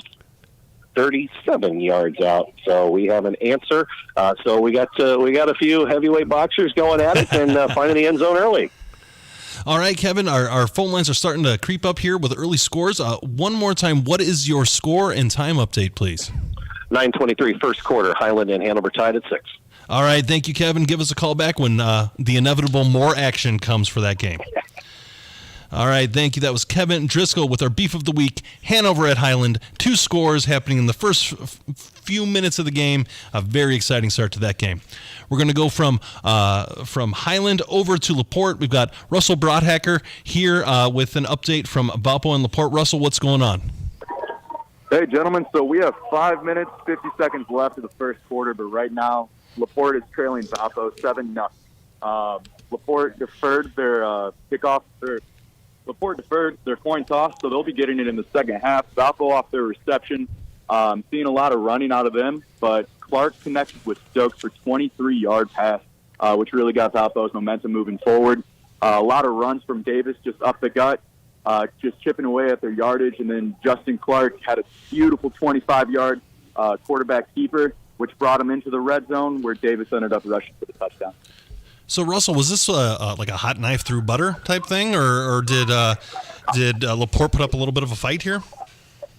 No, it's LaPorte's definitely been stout. They're making them wait till 3rd down, and Vikings get a little tricky with it. And what I'm seeing here is LaPorte's defense is looking pretty stout, but Valpo is definitely capitalizing on the 1 or 2 mistakes that they found for big yardage. So I'm hoping to see the defensive line kind of sturdy up a little bit, minimize those runs up the gut, and then really force them to the outside. Hopefully their corners are there to cover. How is Valpo's star running back Terrell Davis been? Davis is doing really well. Laporte definitely has his number. They're keeping him pretty contained inside the box, but he is averaging like 4 to 5 yards per carry so far. So I'm excited to see what they do for the rest of the evening. So, Russell, what does Laporte have to do on their ensuing drive here to make sure that this game does not get out of hand early? Well, I'd love to say they have to do something great here, but right now they are punting off their first possession. So, okay. They're going to have to shake it up. It's hard to say what they can do. It's just really whatever right now Valpo's going to allow. They definitely look like the dominant team here tonight. All right, Russell, one more time. What is your score and time update? It is 7-0 Valpo with 5 minutes left in the first quarter. All right, thank you much. That was Russell Broadhacker with an update from Valparaiso at Laporte. Thanks, Russell. We're going to go from Russell Broadhacker to Ethan Silver with an update at River Forest at Wheeler. Ethan, what's going on? I have Aiden Silver scored the first touchdown of the game off a 1-yard run. Both teams, on their first drive, they both actually went 4 and out. But both teams look like they really want this win tonight. So there's a lot of excitement going on there in that matchup. Hey, everyone's moving around. Wheeler looks really hyped up for this game. So you said that Aiden Silver scored the first touchdown. How did that drive transpire? It started with Wheeler punting for 15 yards. Then Aiden ran it for 43 yards. Then he hit his receiver, Levi Harper, for 6 yards and made it to the 1 yard line. Then Aiden kept it and ran up to the middle and scored a touchdown. Has Aiden had any trouble against the Wheeler defense? Not yet. I will say that between the first 2 drives, I think he has 70 rushing yards. Oh, wow. Somewhere around there. All right, so it seems like Aiden is doing what Aiden does, leading his team out to an early lead. One more time, Ethan, what was your time and score update? River Forest 6, Wheeler Bearcats 0 with 5 minutes and 30 seconds left in the first quarter. All right, thank you much, Ethan. That was Ethan Silver with an update from River Forest at Wheeler. So a lot of action there early, and it appears that we got an update from Ryan Welsh with our Sacred Dunes Game of the Week, Maryville at Crown Point. Ryan, what's going on out there? It's currently scoreless, 6:52 left in the first quarter, but that's not going to last long as Crown Point just scored. It was first and goal from probably the 2 yard line. A rush to Larry Ellison. Larry Ellison has been getting the ball a lot this evening. And really, Crown Point is dominating Maryville on the line of scrimmage. I mean, so far Maryville has been forced to punt twice on their only 2 possessions. So Maryville's not moving the ball much. What is Crown Point doing with the ball? Well, they were rushing mainly, right? But what happened is they got stuffed once, right? And they switched to a more play action offense, right? And it's been succeeding. Has Ehrlich been able to have any decent passes in that offense? Yeah, he's been, all right. He's faced a lot of pressure off the edge when they're running these play action plays, but Larry Ellison is just dominating in the run game. So I forgot, Ryan, what was that score? The score is now 6-0 as Crown Point attempted a fake PAT and did not convert. Oh, so Crown Point going for the fake PAT early in the game. Very interesting. It's definitely a circumstance that Crown Point is trying to make a statement early in this game. What do you think, Ryan, that Maryville needs to do to respond to this? Maryville just needs to get some points on the board, right? They seem kind of rushed, and I think their offensive line needs to solidify and give folks some time. All right, fair enough. Yeah, it's you've got 2 really strong opponents here, and if Crown Point is dominating the line, that does not bode well for the Pirates. Not at all. So has Maryville put together any advancement at all, or has it just been all dominated by Crown Point? Not so far. They had one first down, I believe, and that was, took 3 downs in itself. The first possession of theirs was a 3 and out, so they're really not starting off too well on offense. All right, fair enough. Ryan, do us a favor. Give us an update on the next score. One more time, what is the score and time update? 6-0, Crown Point leads Maryville. 6:40 left in the first quarter. All right, thank you, Ryan. We appreciate the update. That is Ryan Welsh with the Sacred Dunes Game of the Week, Maryville at Crown Point. We're going to go from Ryan Welsh in Crown Point to Russell Broadhacker in LaPorte. Russell, what's going on with Valparaiso at LaPorte? Hey guys, so we have another score change. It is 14-0 Valparaiso with 3:53 left in the first quarter. LaPorte punted it off their first possession, and then it was really just Bradney and Clark with a combined 60 yards rushing, brought them into the red zone, and then Valpo's David rushed it in for the touchdown. How did that drive go? Was it a fairly easy drive, or was it? You kind of jinxed LaPorte a little bit earlier when you said it was like nice through butter. Oh no, hot nice through butter. Yeah, it kind of seemed a little bit like that. So I'm really looking over at LaPorte's sideline right now. They're kind of quiet, kind of still. I'm really hoping to see some life out of them because it's still very early in this game. They have quite a bit of clock to work with, and I'm sure they could turn it around if they put their minds to it. Now, Russell, you played for LaPorte. What would you do in this situation? You just got punched in the mouth. What do you need to do as a player to go forward? Oh man, you got to taste that little bit of blood in your mouth just to know that you're really in a fight. From there, you just got to rally up your boys and just go back to work. You got to put away that punch. The first two, they just scored twice. We can score 2 more times, bring it back into the game. Like, as long as we don't count ourselves out of the game, we're very much, it's still our house, still our game to play. So I'm hoping they do that, and they just keep after it. Russell, some very good analysis. I like the, idea of the blood in the mouth. That's what, players, especially football players, have to understand is, you get punched, but this is a game of punches.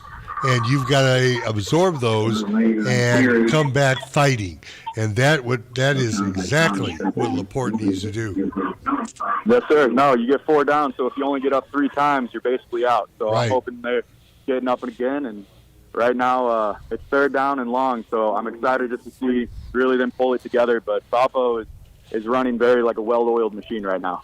They got their spread defense going well. Offensively, they're utilizing the run and the pass. So it's really whoever can play their hard-nosed football the best tonight. All right. Thank you, Russell. One more time, what is that score and time update? It is 14-0 Valparaiso with 3 minutes left in the first. All right. Thank you much, Russell. That's Russell Broadhacker for Valparaiso at LaPorte. Thank you very much, Russell. We've got full phone lines here. We are completely full. We're going to go from LaPorte to Tim Hogan with an update at Griffith at Hammond Central. Tim, what's going on out there? Right now it is Hammond Central 7, Griffith 0. 2 minutes left in the first period. Griffith took the opening kickoff, drove all the way down to the 15. Unfortunately, a fumble. Hammond Central recovered and took it down 85 yards and I'm sorry, I don't have rosters. So, and I'm learning the Griffith kids' names, and I don't know any of the Hammond names, but the good running back scored the touchdown. About 10 yards out, 7-0 Hammond Central. So that was Deshaun Woods would be their good running back. That's it. That's the name. Yes. Yeah, Deshaun Woods is he's a tough ball player, and is this a situation where Griffith's mistake is killing him, or is Hammond Central causing those mistakes? How's that working, Tim? I can't really. I had a bad angle on the play. I think he got hit on the hand, and it came out. I will tell you that I wouldn't be surprised if the score is in the 40s because both teams are moving the ball, and it's still in the first period, and both teams are already about 80 yards in offense. It's going to go up and down, so whoever stops who will be the one that pulls this game out. All right, thank you, Tim. One more time, what is that score and time update? 1 minute left in the first. Hammond Central 7, Griffith 0. All right, thank you much, Tim. Looking forward to hearing more from you as the night goes on. We've got Tim Hogan there with an update from Griffith and Hammond Central. We're going to go from Hammond, Indiana to Maryville, Indiana, where we have Gary Graben at Andrean, 5959 Broadway. Gary, what's going on in Andrean?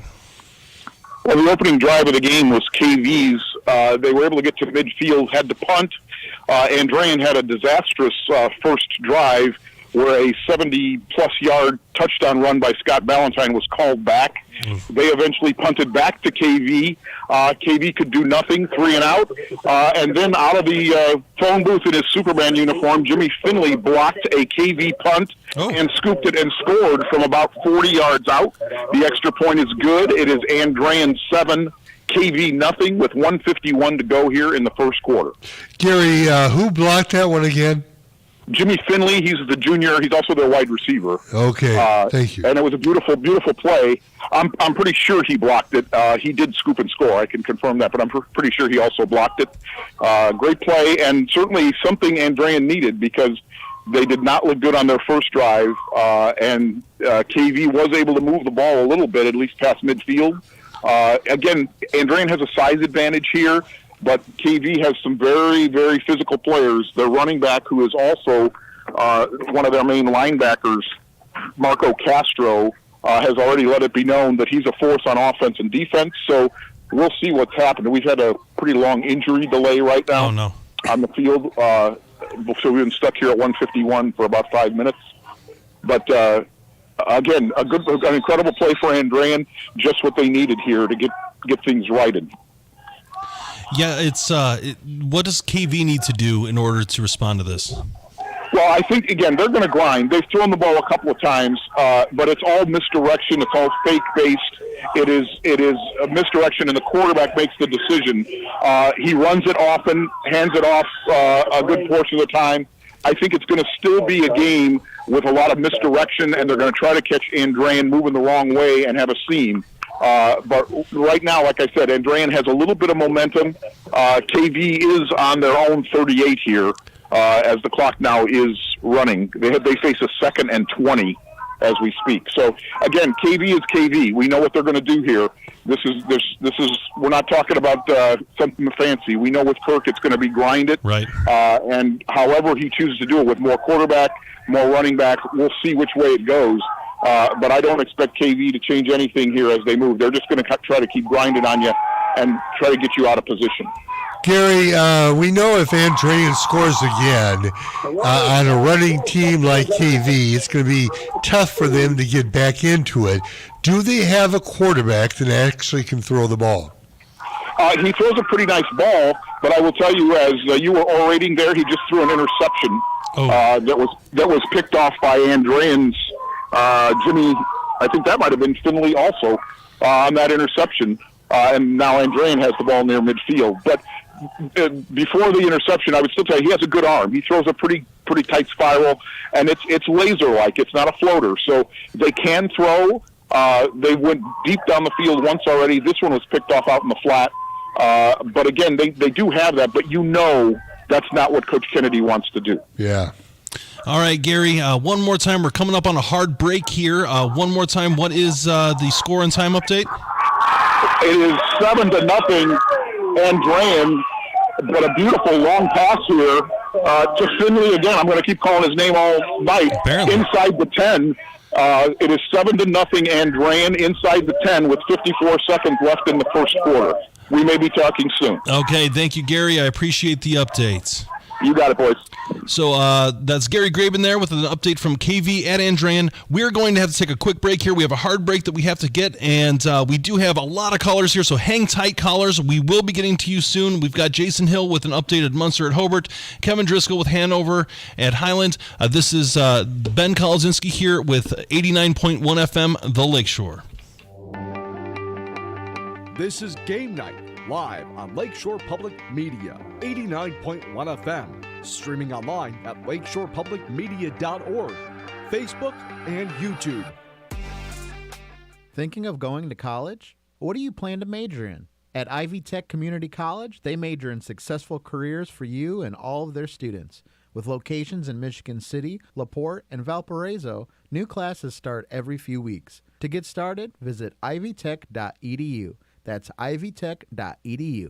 Ivy Tech students are Indiana's future. The Plasterers and Cement Masons Local 692 Apprenticeship Training Program provides a path to a career in a skilled trade. You can earn as you learn to be a plasterer or cement mason through an apprenticeship with Local 692. Learn more at plcm692apprenticeship.org.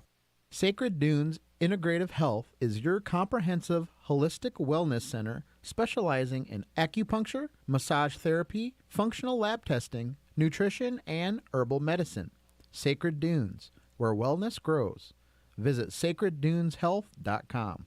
Support for Lakeshore Public Media is brought to you in part by NIPSCO. At NIPSCO, we're transitioning to cleaner, lower-cost energy sources such as wind and solar to build a brighter future in northern Indiana. Learn more at nipsco.com/future. Calling all 59ers, Slicers, and Wildcats. Do you have your high school debit card yet? Show your school pride everywhere you go, whether it's Friday night lights or your Monday morning commute. Get yours today at your local Purdue Federal Credit Union branch or learn more at purduefed.com. Lakeshore Public Media's brand new radio antenna has been installed, and we could use your help to learn how the signal is performing in your neck of the woods. Please take a moment and visit lakeshorepublicmedia.org/feedback to let us know. And now, the Plasterers and Cement Masons Local 692 scoreboard update. Hey, Lakeshore Gamenight, Steve Schmidt here. We have been having some tech issues here with the scores coming in, so we're going to do the best we can to give you all the current scores that we have here in Week 3 of the high school football season. Starting off with the game of the week presented by Sacred Dunes, Maryville at Crown Point. It's 6-0, Crown Point in the first quarter. Valpo has a 14-0 lead over LaPorte. Michigan City is up 7-0 over Chesterton. Last update, Hanover Central and Highland were tied at 6 in the beef of the week. Kankakee Valley at Andrean in the first quarter. Andrean's up 7-0. Boone Grove has a 7-0 lead over Westside. Griffith at Hammond Central in the first quarter. Hammond Central has a 7-0 lead. And Rensselaer at Western at the end of the first quarter. Western's up 13-6. Ben, back to you. All right, Ben Kolodzinski back here. We're going to get right to our phone calls here. We got Jason Hill with an update at Munster at Hobart. Jason, what's going on out there? Hey guys, beautiful night for football. Here at the Brickyard, we have a score of 7-0. Hobart over Munster. Munster won. A little bit of a late kickoff here. Very festive night here at Hobart. Munster won the toss, deferred, and gave Hobart a short field to start off. Little squib kick, trying to keep it away from big number 13 for Hobart is my guess. DJ Caldwell, the speedster. Set Hobart up with pretty good field position, and it took 3 plays where it looked like Munster was going to hold strong. On a 3rd and long, they first forced Hobart into, and it was a 59-yard catch by number 14, Willie Shear, to put Hobart up 7-0. Munster did get the ball right after, quick 3 and out for the Mustangs, had really no offensive momentum to start the game here. And you may have heard the cannon in the background. We just got another score here for the Brickies on their ensuing possession. That was a 21-yard catch, and I believe it was number 13, TJ Caldwell. I'll get that correct for you here in a moment, maybe the next time I call. But as we stand right now with the action, 14-0 now, Hobart leading over Munster. All right, Jason, 14-0 right now. What does Munster need to do to get back into this game? Munster needs to run the ball a little bit here. Okay. Now they were quick, 3 and out. We know Coach Grunwald likes that option and is going to run the ball through number 6, Daniel Asgenham, and number 9, quarterback Matthew Opat. And just getting the chance to watch Munster the last 2 weeks, Daniel Asgenham is a tough kid. He's been asked to carry the ball up the middle, taking hits, playing a little bit of defense. We'll see if he can get this Munster Mustang offense going here a little bit early. Would they need to get a sustained drive here? Points on the board would be great, but a little bit of ball control might be in Coach Grunwald's game plan as well. Kind of hard to do when you dig yourself a 14-0 hole. Right. All right, Jason, one more time. Thanks for the update. What is the score and time update, please? There's 7.5 minutes left in the first quarter. Hobart leads Munster 14-0. All right, thank you much, Jason. Appreciate the updates. We're going to go from Hobart over to Highland. We've got Kevin Driscoll with an update of Hanover Central at Highland. Kevin, what's going on out there? Yes, it is first quarter, 3:11 to go, and this one has been a back-and-forth affair here at Zip Staples Field. We are tied at 13. 4 offensive possessions, 4 touchdowns. Highland got it started with a Blake Vanek 66-yard touchdown pass to Javier Castillo. That got him on the board. Hanover responded with a 37-yard Cade Verrett touchdown run. Highland then converted 3 third and longs on its next possession, and it culminated with a 6-yard touchdown pass from Vanek to Nick Johnson. That gave Highland a 13-6 lead. Hanover then responded with a short 3-play 48-yard drive, culminating in a Caden Verrett 7-yard touchdown run. The story of this ballgame has been Highland's ability to convert third and longs. They have converted 3rd and 14, 3rd and 8, 3rd and 9, and 3rd and 6. Blake Vanek, 5 of 7 for 128 yards, 2 touchdowns. Meanwhile, the story for Hanover, starting field position. Both of their possessions have started in plus territory, resulting in short fields for the Wildcat offense. So that's where we stand. Late first quarter, this one's tied at 13 at Zip Staples Field. All right, Kevin, do we see any defense coming into this game? That would probably be the key, I figure. Well, the Hanover defense has gotten to Vanek a few times, but not been able to close the deal. And just as I say that, Vanek rolls out, escapes pressure once again, but throws to his go-to target, Nick Johnson, and that one is intercepted. So the first turnover of the ball game, Hanover will once again have another short field. They take advantage. Let's see if they can take advantage of the first turnover of the game, the first interception. So again, it is 2:14 to go first quarter. Hanover Central will start 1st and 10 at the Trojan 33 with this ball game tied at 13. Kevin, did you see who intercepted the ball? Isaiah Bikema, a freshman, comes up with the pick of Vanek. Vanek has been under pressure all night, but his ability to escape pressure has been admirable, and he's got some weapons. The one we're most impressed with, you got wide receiver Javier Castillo, who's himself caught a couple of passes, but Nick Johnson is a load. He had the last touchdown for the Trojans. Hanover takes over, and on 1st and 10, quarterback Matt Kuntz shakes free. He's got a first down carry, and he's going to be inside the red zone. It'll be a 1st and 10 at the Trojan 18-yard line as the Wildcats are threatening to take their first lead of this back-and-forth affair. All right, thank you, Kevin. You got a lot of action there. One more time, what is the score and time update, please? The Beef of the Week, brought to you by the Iowa Pork Producers, who say, keep your beef. Have a pork tenderloin. I will be doing just that at Kinnick Stadium tomorrow, watching my Iowa Hawkeyes. It is 13-13, 2:05 to go first quarter. All right, thank you, Kevin. That is Kevin Driscoll with an update from Hanover Central at Highland. And we are going to go from the Beef of the Week to the Sacred Dunes Game of the Week with Ryan Welsh with an update at Maryville at Crown Point. Ryan, what's going on? Ryan, are you there? Yes, I am. All right, there, Ryan. What's going on out there? It's currently 10-17 left in this first half, and the score's still 6-0 Bulldogs. But towards the end of the first quarter, it got a little bit interesting, right? So Maryville started to get on a little drive for the first time of this game, and unfortunately, 3 straight attempted QB runs were just completely stuffed, and they went for on 4th down, a run down the middle, also stuffed, a turnover, right? So CP takes over, and what looks to be a large run by Larry Ellison turns out to be a fumble when he tackled.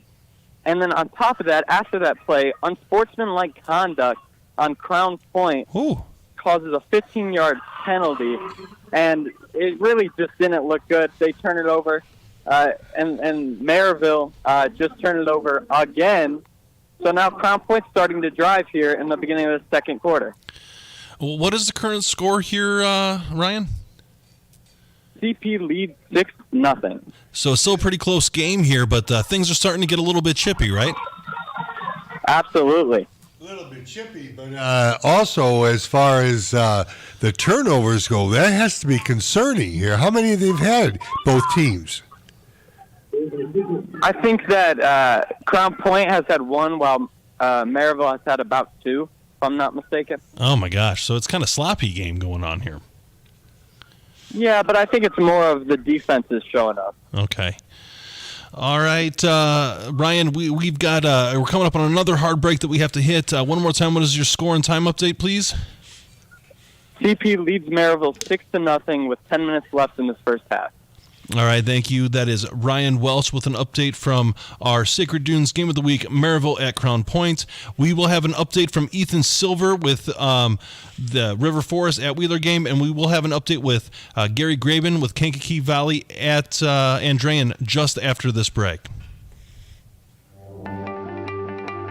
This is Game Night, live on Lakeshore Public Media, 89.1 FM, streaming online at lakeshorepublicmedia.org, Facebook, and YouTube.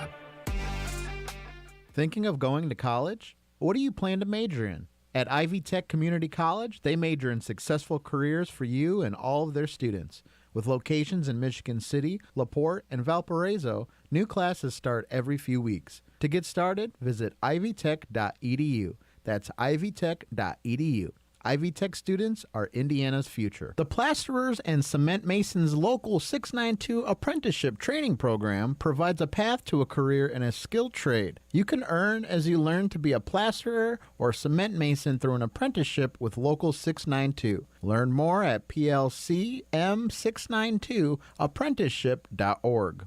Sacred Dunes Integrative Health is your comprehensive, holistic wellness center specializing in acupuncture, massage therapy, functional lab testing, nutrition, and herbal medicine. Sacred Dunes, where wellness grows. Visit sacredduneshealth.com. Support for Lakeshore Public Media is brought to you in part by NIPSCO. At NIPSCO, we're transitioning to cleaner, lower-cost energy sources such as wind and solar to build a brighter future in northern Indiana. Learn more at nipsco.com/future. Calling all 59ers, Slicers, and Wildcats. Do you have your high school debit card yet? Show your school pride everywhere you go, whether it's Friday night lights or your Monday morning commute.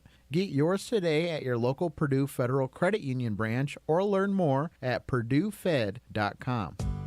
Listener support is the most important share of funding for all of your favorite programs here at Lakeshore Public Media. But listener support does something even more important. Listener support creates editorial independence, and that independence matters as much as it ever has, maybe even more. Your financial support does too. Please donate now at lakeshorepublicmedia.org/give or by calling 877-910-8989. And now, the Plasterers and Cement Masons Local 692 scoreboard update. What's up, Lakeshore Game Night? Steve Schmidt here as we have some scores rolling in fast and furious to the Game Night studios, so let's see what's going on. Starting off in the Duneland Sacred Dunes Game of the Week, Maryville at Crown Point. In the second quarter, Crown Point holds a 6-0 lead. Valpo on the road at LaPorte. In the first quarter, Valpo has a 14-0 lead. Chesterton at Michigan City. First quarter, Michigan City has a 14-0 lead over the Trojans. This week's beef of the week as we transition now to the Crossroads Conference, Hanover Central at Highland. In the first quarter, this one's all tied up at 13 apiece. Kankakee Valley at Andrean. First quarter, Andrean holds a 7-0 lead. Munster at Hobart. In the first quarter, Hobart has a 14-0 lead over the Mustangs. Westside at Boone Grove, first quarter of action there, and the Boone Grove Wolves have a 14-0 lead. Griffith on the road at Hammond Central, first quarter, Hammond Central holds a 7-0 lead. And finally, Rensselaer at Western, last update at the end of the first quarter, Western holds a 13-6 lead. So far, it's been a wild week 3. You're going to want to stay for the rest of the action. Ben and Wayne, back to you. Thank you, Steve. That was Steve Schmidt with the scoreboard update. My name is Ben Kolzinski. I'm here with Wayne Svetnoff. We have full, all the phone lines are full right now, so we've got an update here with Ethan Silver with an update on River Forest at Wheeler. Ethan, what's going on out there? I had a touchdown for Wheeler Bearcats, making the score Wheeler 7, River Forest 6, with 6 minutes and 13 seconds left in the first half. The Wheeler was slowly rushing down the field with straight runs. Then they had a 40-yard pass to set them up real good in the touchdown area, and they ended up scoring with a pass to Caleb Clemzak for, it was like a 6-yard pass for a touchdown. So, Ethan, what is the score right now? Wheeler Bearcats 7, River Forest 6. Oh, okay. So it seems like Wheeler has responded to the River Forest onslaught earlier in the game. Yeah, their defense is really holding River Forest. I think River Forest punted 3 times now in the first half. So Wheeler's defense is kind of picking up the pace a little bit here. What does River Forest need to do to capitalize and try to move forward? I think they just need to stick to their plans and just execute everything the right way and stop getting in their heads. What do you think that how is Wheeler able to stop Aiden Silver? Usually when Wheeler Bearcats are on defense, they're blitzing about at least 2 guys every play. So it's really plugging the holes for him to execute the way he wants to. All right, Ethan, one more time. What is that score and time update, please? I have Wheeler Bearcats 7, River Forest 6, with 6 minutes and 6 seconds left in the first half. All right, thank you, Ethan. Appreciate the update. We'll go from Ethan Silver in Wheeler to Gary Graben at Andrean. Gary, what's going on out there? When last we spoke, Andrean was inside the 10, but procedure penalty bogged the drive down. They had to settle for a 24-yard P.J. Cusick field goal, making it 10-0. KV responded by driving down deep into Andrean territory. They had a 4th and 4 at the 24, right at the edge of the field goal kicker's range. We talked about his range early in the night. They decided to go for it, and they were unsuccessful. So Andrean remains ahead, 10-0. Oh, wow. 6:11 to go here in the first half. Gary, do you have any scores from the Portage Lake Central? I do not. Okay. I will see if I can generate something there. I have not. I'm surprised that game should be all over Facebook, you would think. Yeah, well, we'll check some social medias on that. But getting back to the Kankakee versus Andrean game, Gary, KV is trying to weather this storm a little bit. Are they going to be able to come back here? Well, I think it's key here. They're down 10. Still striking distance. I think a touchdown by Andrean on this drive to be up 3 scores could be very difficult on the Cougars. We'll see what happens. Again, this defense has done a pretty good job against this offense for Andrean. As we talked about, the blocked punt was one way they scored, and then an interception set them up for the other. So Andrean has not driven down the field on this KV defense. So right now they're holding their own on defense. They just can't turn it over on offense, and they can stay in this game. Gary, has Ballantyne done anything other than that first series where there was a penalty, they had to call it back? Not a ton. It seems like, again, they haven't clicked on offense. I saw them last week, obviously, against Valpo. That's a tough call. But they haven't clicked. The offense, and maybe it's because they have so many different linemen this year, and already one of this year's linemen is out for the year. So many holes to fill that it doesn't look like the smooth offense that we've seen from Andrean the past few years. Again, we know this is always a work in progress, and that Coach Skinner really is all about what happens in the playoffs. But it is a little concerning that already into their 10th quarter of the year that their offense against first-team players has not done very much at all this year. And I'm really kind of surprised that Ballantyne hasn't been more efficient, because last year he really came out strong. Well, I know when we talked in week 1, he threw the ball 43 times, and that's probably not, even as good as he is, that's probably not the recipe we're looking for here to see Andrean have success. Right. But again, credit, obviously Valpo and Maryville have very good defenses, but this KV defense is really stout. And again, I think they can, if they don't turn the ball over and make Andrean drive lengths of the field, they should be able to stay in this game. And I think, the offense has shown just enough. If they get a break, if they get an Andrean turnover, this could easily be a close game. So we'll see what happens. Again, 10-0 now, but it doesn't feel like a big 10-0 lead for Andrean. All right, Gary, one more time. What is that score and time update, please? Again, 10-0 Andrean as we roll under the 4-minute mark here in the first half. All right, thank you much, Gary. Appreciate it. Looking forward. Give us a call at halftime here. All right, we'll go from Gary Graben to Jason Hill with an update at Munster at Hobart. Jason, what's going on in Hobart? have a first quarter score update for you as we are into the second now. Last time we spoke, there was 7:30 on the clock in the first quarter, and Munster had just taken over with the football. There is a minute and a half gone by here in the second quarter, and Munster just completed that drive with a touchdown by Daniel Asgenham, a 1-yard run. And in this drive, almost 9-minute drive that started at their own 25, we have 7 first downs picked up on that Hobart defense. And a lot of running by number 6 between the tackles. A false start set them back early in that drive. They had a 3rd and 5 as they were moving the ball, picked it up. Couple of big guys by Daniel Asgenham, a sweep, picked up a couple more first downs. They get the ball inside the 3, picking up a first down at the 3-yard line. Big false start sets them back to the 9. And from there, it's Daniel Asgenham taking it back into the end zone for the Mustangs. Second quarter, 14-7. Hobart leads Munster with 10 minutes and 41 seconds to go. All right. Thank you, Jason. We appreciate the update. We're looking forward to hearing more from you. All righty, guys. All right. Thank you much. That was Jason Hill there with an update of Munster and Hobart. We have full phone lines here, so we're going to keep plugging away through here. We've got Tim Hogan with an update on Griffith and Hammond Central. Tim, what's going on in Hammond?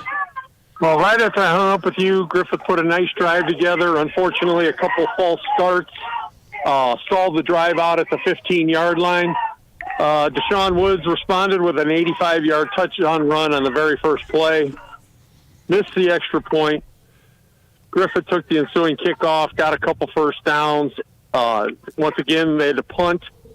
This time, Deshaun Woods went 68 yards for a touchdown. Wow. Extra point was good. It's now 20-0 with 4:53 left. Griffith took the ensuing kickoff from that, and on the third down, they threw an interception. Oh, no. So Hammond has the 1st and 10 on the Griffith 45-yard line. So, Tim, it looks like right now that Hammond's kind of taking this game over. What do you see going forward for Griffith and Hammond Central? Well, they've got at halftime. They've got to shut down the counter to Deshaun Woods. Thank you for giving me that name, by the way. You'll be hearing it a lot. If they don't shut that down, it's going to be an extremely long night. If they shut that down, they've got a shot. Their offense is moving. They just got to get rid of the little mistakes. Sure. And if they do that, they could mount a second-half comeback. But there's a couple things they got to repair first to get back in the game. All right. Thank you, Tim. One more time. What is that score and time update, please? It is Hammond Central 20, Griffith 0, 4 minutes left in the half. All right, Tim, give us a call back at halftime, would you please? All right, we'll do that. All right, thank you much. That was Tim Hogan with an update on Griffith at Hammond Central. We're going to go from Tim Hogan to Russell Broadhacker at Valparaiso and LaPorte. Russell, what's going on in LaPorte? Hey, guys. So right now it is 28-0. Vapo's leading with about 2:50 left in the second quarter. Did you say 28-0? 28-0. Okay. How many touchdowns does Davis have? Davis just carried for a Valpo touchdown, making it 28-0. So that gives them 2 on the night. The one prior to that was Bradney on a receiving touchdown. They were within the red zone. It was passed out to the flats. He ran that one in. So it's really just been a heck of a night for Clark. They did have a touchdown called back due to holding. The only penalties I've seen tonight have been from Valpo. Okay. But the Clark to Stokes was like a 23-yard pass into the end zone. I mean, it was a heck of a pass, but called back because of holding. On that same drive, that's when Clark connects to Bradney for that following touchdown. And then the most recent one, as I said, was Davis carrying that one in for the Vikings, making it 28-0 with 2 minutes left in the second quarter. All right, Russell, thank you much. One more time, what is your time and score update? 28-0 Vapo, 2:11 left on the clock. All right, thanks, Russell. Appreciate the update. We're going to go from LaPorte to Crown Point with an update from our Sacred Dunes Game of the Week. We've got Ryan Welsh up with an update at Maryville and Crown Point. Ryan, what's going on? Well, Crown Point just scored, and now it's 12-0 Crown Point. A perfectly executed punt by Brewer leaves Maryville at the 1 yard line and not being able to do much from the 1 yard line. It ends up in a QB keeper and a fumble at the 15-yard line, and Crown Point's able to, execute with they actually went Wildcat with it. Larry Ellison takes a snap, and once again, he scores on about 15-yard rush. So it seems like Crown Point is starting to kind of push around this Maryville team, kind of breaking them down a little bit. What does Maryville need to do to come back? I think Maryville needs to, get their wide receivers some, leverage. Really, Crown Point, yes, they've been getting to the QB, and Pope hasn't been able to do much, but their wide receivers have been getting no separation. Okay. So, with a team like Maryville that's kind of a more pass-heavy offense, you really need to have that ability to get separation. So is Crown Point's defense playing that well, Ryan? I believe so. I mean, I haven't seen – I think I saw one, completed pass over 5 yards, Right. And when you leave a pass-first team like Maryville, to only get that many yards on passes, there's only so much they could do, right? Also, Right. Crown Point tried for another 2-point conversion and failed that one as well. So the score is only 12-0. I don't care how good your quarterback is, and Pope is a good quarterback. Right. Your receivers have to get separation so he can get the ball to them. Absolutely. I mean, he's having to do it all out here. I mean, the amount of times he's been on the run because he doesn't have enough time in the pocket because the wide receivers aren't getting open, so he has to try to make some of it for himself. I mean, that's not what you want to leave your quarterback with. So, Ryan, how do you see the rest of this game going? I mean, I believe that Maryville will try to come out of halftime, with something different. What that is exactly, I don't know. I do believe it's going to stay a close game, though. And Crown Point, I expect to still maintain their dominance on defense. Ryan, do you think that Maryville's running game has gotten any success or had any success so far? I mean, I've seen a couple runs break out, but overall, not really. I mean, they're just running into a wall of CP defenders. And once in a while, there's a hole, right? And I saw a big 20-yard, pitch rush. Sorry, Crown Point just did it. So I saw a long 20-yard pitch rush, and that's really about it. All right, fair enough. So it seems like you still got a pretty good game there, even though it's a 2-score game. One more time, Ryan, what is the time and score update there? 12-0. Bulldogs lead Maryville. 2:58 left in the half. All right, thank you. That's Ryan Welsh with our Sacred Dunes Game of the Week. Maryville at Crown Point, an update, 12-0 there, approaching halftime. So, yeah, we've got quite a bit of action so far today, Wayne, and, it's keeping me on the edge of my seat. What are you seeing so far? Well, I tell you, Crown Point is dominated like we predicted. Sure, yeah. They are physical. They are putting points on the board, and Maryville just seems that they just can't get their offense moving. Right. And that's part of Crown Point. And then you got Valpo with a 28-0 lead on a LaPorte team that we thought early on was going to give them a real good game. Or at least a fight for a little bit, at least. Yeah. It did not appear to be the case. But, well, you know what? This action has been hot and heavy, and I think it's time for us to be able to catch our breath a little bit here. You're listening to Game Night, presented by Purdue Federal Credit Union on Lakeshore Public Media, 89.1 FM, streaming on Facebook and YouTube at Lakeshore Public Media, 89.1 FM, the Lakeshore. This is Game Night, live on Lakeshore Public Media, 89.1 FM, streaming online at lakeshorepublicmedia.org, Facebook, and YouTube. Thinking of going to college? What do you plan to major in? At Ivy Tech Community College, they major in successful careers for you and all of their students. With locations in Michigan City, LaPorte, and Valparaiso, new classes start every few weeks. To get started, visit ivytech.edu. That's ivytech.edu. Ivy Tech students are Indiana's future. The Plasterers and Cement Masons Local 692 Apprenticeship Training Program provides a path to a career in a skilled trade. You can earn as you learn to be a plasterer or cement mason through an apprenticeship with Local 692. Learn more at plcm692apprenticeship.org. Sacred Dunes Integrative Health is your comprehensive holistic wellness center specializing in acupuncture, massage therapy, functional lab testing, nutrition, and herbal medicine. Sacred Dunes, where wellness grows. Visit sacredduneshealth.com. Support for Lakeshore Public Media is brought to you in part by NIPSCO. At NIPSCO, we're transitioning to cleaner, lower-cost energy sources such as wind and solar to build a brighter future in northern Indiana. Learn more at nipsco.com/future. Calling all 59ers, Slicers, and Wildcats. Do you have your high school debit card yet? Show your school pride everywhere you go, whether it's Friday night lights or your Monday morning commute. Get yours today at your local Purdue Federal Credit Union branch or learn more at purduefed.com.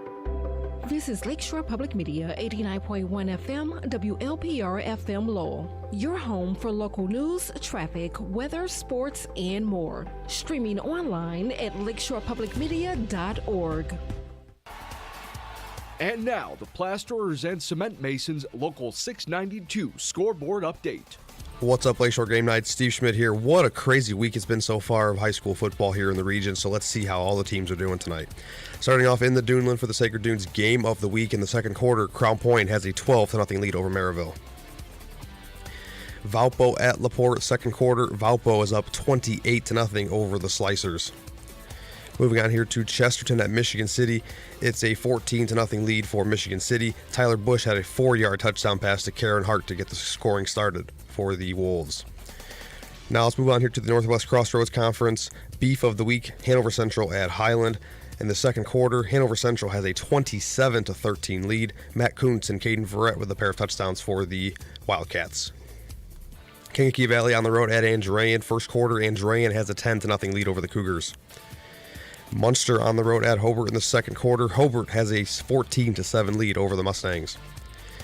East Chicago Central at Calumet, second quarter. Calumet has a 20-0 lead. Corey Ferguson has 2 touchdowns for the Warriors. Westside at Boone Grove, second quarter. Boone Grove has a 28-6 lead. River Forest at Wheeler, first quarter. The Bearcats have a 7-6 lead over the Ingots. Griffith on the road at Hammond Central. In the first quarter, Hammond Central holds a 20-0 lead over the Panthers. And finally, Rensselaer at Western at the half. Western holds a 20-13 lead. It's been a crazy week so far here of high school football action here in week 3. You're not going to want to miss a beat. Come back here after this break.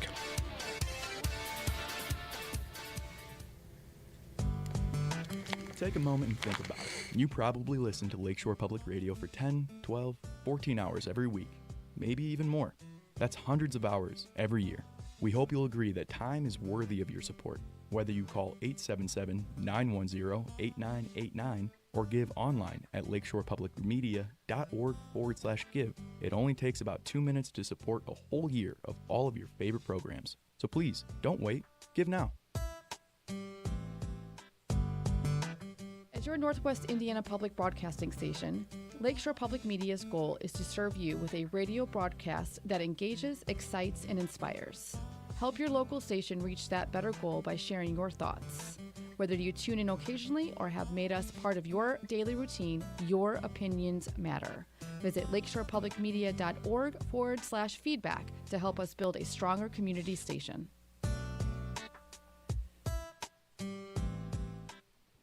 Good singers are born, but great singers are made. He was able to get such a graduate education in just watching the greats. I mean, he grew up going to the Apollo, seeing artists like Patti LaBelle and the Bluebells. The Legend of Luther Vandross. Next time on It's Been a Minute from NPR. Tune in Saturday evening at 6 and Sunday evening at 5 here on Lakeshore Public Media. As you travel across Northwest Indiana and into Chicago, take Lakeshore Public Media 89.1 FM along for the ride. With our newly expanded signal, we're with you from the southern corner of Michigan and into Chicago, and of course across Northwest Indiana. From the dunes at Lake Michigan to the windmills of Wolcott, Lakeshore Public Media 89.1 FM is along for the ride wherever you call home.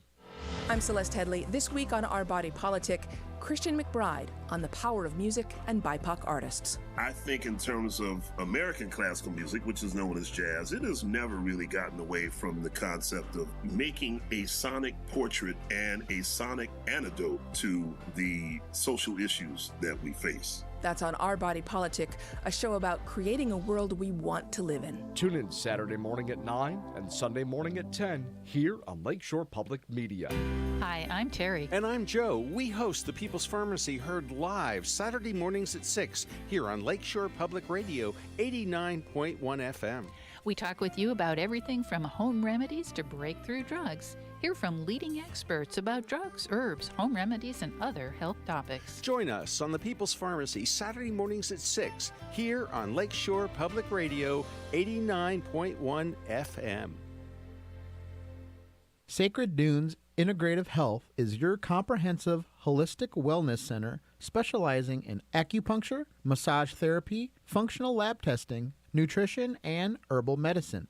Sacred Dunes, where wellness grows. Visit sacredduneshealth.com. Now, back to the action here on Game Night. All right, Ben Kolazinski back with you with Wayne Svetnoff. We've got some callers who have called in during the break. Thank you for holding. We've got Gary Graven with an update from Kankakee Valley at Andrean. Gary, what's going on in Andrean? Well, KV had the ball in their own territory with 3 minutes to go, down 10 points. And you got to figure the goal was either to get down, get a field goal, a touchdown, or run the clock out. But unfortunately for KV, a quarterback sack caused a fumble that was recovered by Luke Donsbach. A few plays later, Wayne, you've been looking for it. Scott Ballantyne to Cole Jenkins, a beautiful 22-yard reception at the goal line in extra point good. It is now 17-0. Andrean over KV, and these are 3 Andrean scores after a blocked punt, an interception, and a fumble. So, needless to say, KV has really helped the Andrean cause here tonight. Wow. Well, it takes a good team to take advantage of mistakes and cause those mistakes, but is this more Kankakee Valley just kind of melting down, or is it Andrean being opportunistic and taking and creating those mistakes? These mistakes, Ben, are really costly because they've all been led to short fields. Right. They're not making Andrean to have to march down the field. So this is the issue here. Again, the Andrean offense still, again, not clicking. They had a couple of nice plays on the last drive here, but you got to figure KV's pretty demoralized because they know they played a decent half defensively, right. But the 3 turnovers have just made it brutal and caused them to be down 3 scores here. Yeah, 3 scores is pretty rough for this team. Does KV have what it takes to come back in them? Well, as we've talked about earlier, they really don't want to drop back and throw. Right. They will on occasion. It's similar to when we do the low games together, and we talk about, Coach Kilmer only wants to pass when he wants to, not when it's forced. And I think it's the same situation. Coach Kennedy does not want to have to throw, but he may be forced to here if nothing happens early in the third quarter because Andrean, again, will grind it out a little bit on you and run some clock. So, again, I think, it's very difficult here. And even worse news is that Andrean gets the kick to start the third quarter. So a very difficult situation behind the 8 ball with a team that's still learning with Coach Kennedy. We'll see. I'm sure there's a spirited talk going on in the shed back here at Andrean. Does Kankakee Valley honestly have a quarterback that can get them back into the game? Well, we talked earlier in the game. He is really meant to be a running quarterback, but he throws a pretty nice ball. He really does. Okay. It's a decent enough ball where things can happen. It's just one of those things. Diego Arroyo is his name. I'm sorry, I should start with that. He throws a nice ball, but that's just not the scheme. That's not what they're set up for. Right. And so they do have a couple of decent-looking wide receivers. It's just if he's going to have to throw the ball 20 times in the second half, that's probably not going to end well. So I think they're still going to look to hold Andrean here, get the ball midfield, and maybe still be able to grind a touchdown here in the first half of the third quarter, get back in within 10 points, and then anything can happen. All right, thank you much, Gary. One more time, what is the score and time update there? We've reached the half here at Father Eckert's Field. It is 17-0 Andrean over Kankakee Valley. All right, thank you, Gary. Give us a call back in the third quarter. You got it. All right, thank you much. That was Gary Graben with an update on Kankakee Valley and Andran. We're going to go from Gary Graben to Jason Hill. Jason, thank you for holding. Jason's got an update from Munster at Hobart. Jason, what do you got going on up there? A quick score update here for you out at Hobart. 5 minutes to go in the first half. Hobart leads Munster 28-7. Last time we spoke, Munster had just scored their first touchdown of the game. And it was currently 14-7 at that point. Hobart and the ensuing drive showed some resilience of their own. That Munster drive was big, took a lot of time, but Hobart came back, picking up a big fourth down. TJ Caldwell had a big fourth down, 20-yard catch to set them up inside the 10. And from there, it was a quick shovel pass from, handoff. I think they technically ruled it, from Johnny Sorensen to TJ Caldwell for a 1-yard touchdown run to extend that lead to 21-7.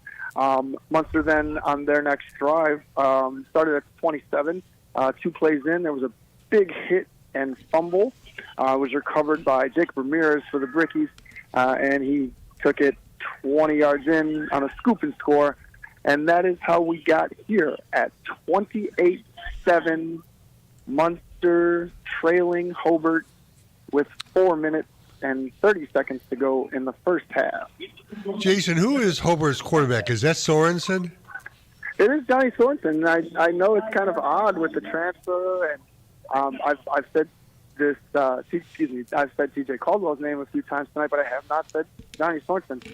He's thrown the ball a little bit here, a lot of short passes. He's picked up a couple of first downs with his legs. He looks good back there, and it just kind of is a matter of time before you might hear his name again here. As Munster punts the ball away, I'm sure Coach Osika would love to get the ball in the air here with about 4 minutes to go and a kind of a long field. So we'll see if Johnny Sorensen can get his name out there, but he has been active here tonight, both on the ground and completing some short passes to one of his favorite receivers, Mr. Caldwell. All right, Jason, one more time. What is the score and time update there? There is 4 1/2 minutes left in the first half. Okay. 28-7. Hobart leads Munster. All right, thank you much. Great job, Jason. Appreciate the update. That is Jason Hill with an update of Munster at Hobart. We're going to go from Hobart to Highland, another H community. We've got the beef of the week. We've got Kevin Driscoll with an update of Hanover at Highland. Kevin, what's going on out there? 2:13 to go, second quarter. Hanover Central has rolled off 28 unanswered points, and now 34-13 here at Zip Seipel Field in Hanover Central's inaugural game in the Northwest Conference. When last we spoke, this one was back and forth. Both teams had scored in their first 2 possessions. Highland was having some success in the air. They were converting 3rd and longs. Their first 4 3rd and longs were converted, including one on a 3rd and goal from the 6, which converted into a Nick Johnson touchdown. But ever since then, it has been all Hanover Central. They converted an interception into a touchdown, and it has really been the Matt Kuntz and Caden Verrett show for the Hanover Central Wildcats, and their defense has finally started to apply pressure to Blake Vanek, who, as I speak, goes down for his 3rd sack of the second quarter. Wow. Hanover's defensive line finally starting to get past the big boys in blue up front. How many, Kevin, touchdowns does Vera Cav and Kuntz together? Caden Verrett is 3rd touch. He has 3 touchdown runs, one of 37, another of 7, another of 6. Wow. Matt Kuntz has a touchdown run of 4 yards, and then just threw a 62-yard touchdown pass just moments ago to Wally Kuntz. Found a seam in the Trojan backfield and exploited it. 62 yards for the last touchdown to make this score 34-13. So, Kevin, one more question before we let you go here. Is this a Hanover taking this game over and flexing their muscle as the new kid in town, or is Highland kind of letting them do it? How is this game unfolding? I think you had Highland coming out with some initial push, definitely a little juice. They were getting some pop up front, but really finding some holes in the Hanover defensive backfield. They have been susceptible to the big play this year, and they certainly gave up the big play early on, including a big 64. I have to check my notes on that. A big what was that first touchdown there? That was the big strike that really got the game going for Highland. Right. It was a big third and long conversion that Vanek, that 66-yard touchdown to Javier Castillo. A good example of just finding holes in that Hanover backfield. But Hanover has made some defensive adjustments, and it has worked. So give credit to the Hanover coaching staff for making some defensive adjustments, and they're really getting pressure up front. All right, thanks, Kevin. One more time, what is that score and time update, please? 1:50 to go before halftime. Hanover Central 34, Highland 13 in our Beef of the Week. All right, thank you much, Kevin. That was Kevin Driscoll with the update of the Beef of the Week, Hanover Central at Highland. And we're going to go from another H-Town to a different H-Town. We've got Tim Hogan with Griffith at Hammond Central. Tim, what's going on in Hammond? Well, right after I hung up with you the last time, Deshaun Woods struck again, 39-yard touchdown run. Wow. Extra point was good. We are at halftime. Hammond 27, Griffith nothing. So is this the Woods show? Oh, he's most definitely the Deshaun Woods show. He's got to have 200 yards already. We just keep biting on that initial fake instead of just staying home. If the outside guy would stay home, you'd at least contain him. But he is quick. Everything I've read about him, it's true. He's a good ball player. And he has, 3 touchdowns so far? He has 3 touchdowns so far and about 200 yards rushing. Wow. So what does Griffith need to do to try to slow him down? Well, on defense, they need to contain him.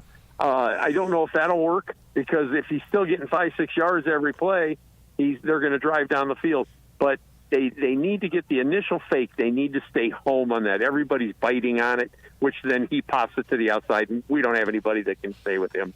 He is fast. So is Woods a power back or is he just a scat back? No, if he plays at the next level, I firmly believe he'll be a receiver or a slot receiver. I don't think he can take the punishment. If he goes Division I, Division II. Division III, he probably could play running back, but I don't see that at the big college level. All right, thank you much, Tim. We appreciate it. One more time, what is that score and time update, please? It is Hammond Central 27, Griffith 0, halftime. All right, thank you much, Tim. We were going to head from Tim Hogan to Ethan Silver with an update for River Forest at Wheeler. Ethan, what's going on out there? It's Wheeler Bearcat leading at halftime, 7, River Forest 6. Wow. 2 minutes left in the halftime before third quarter starts.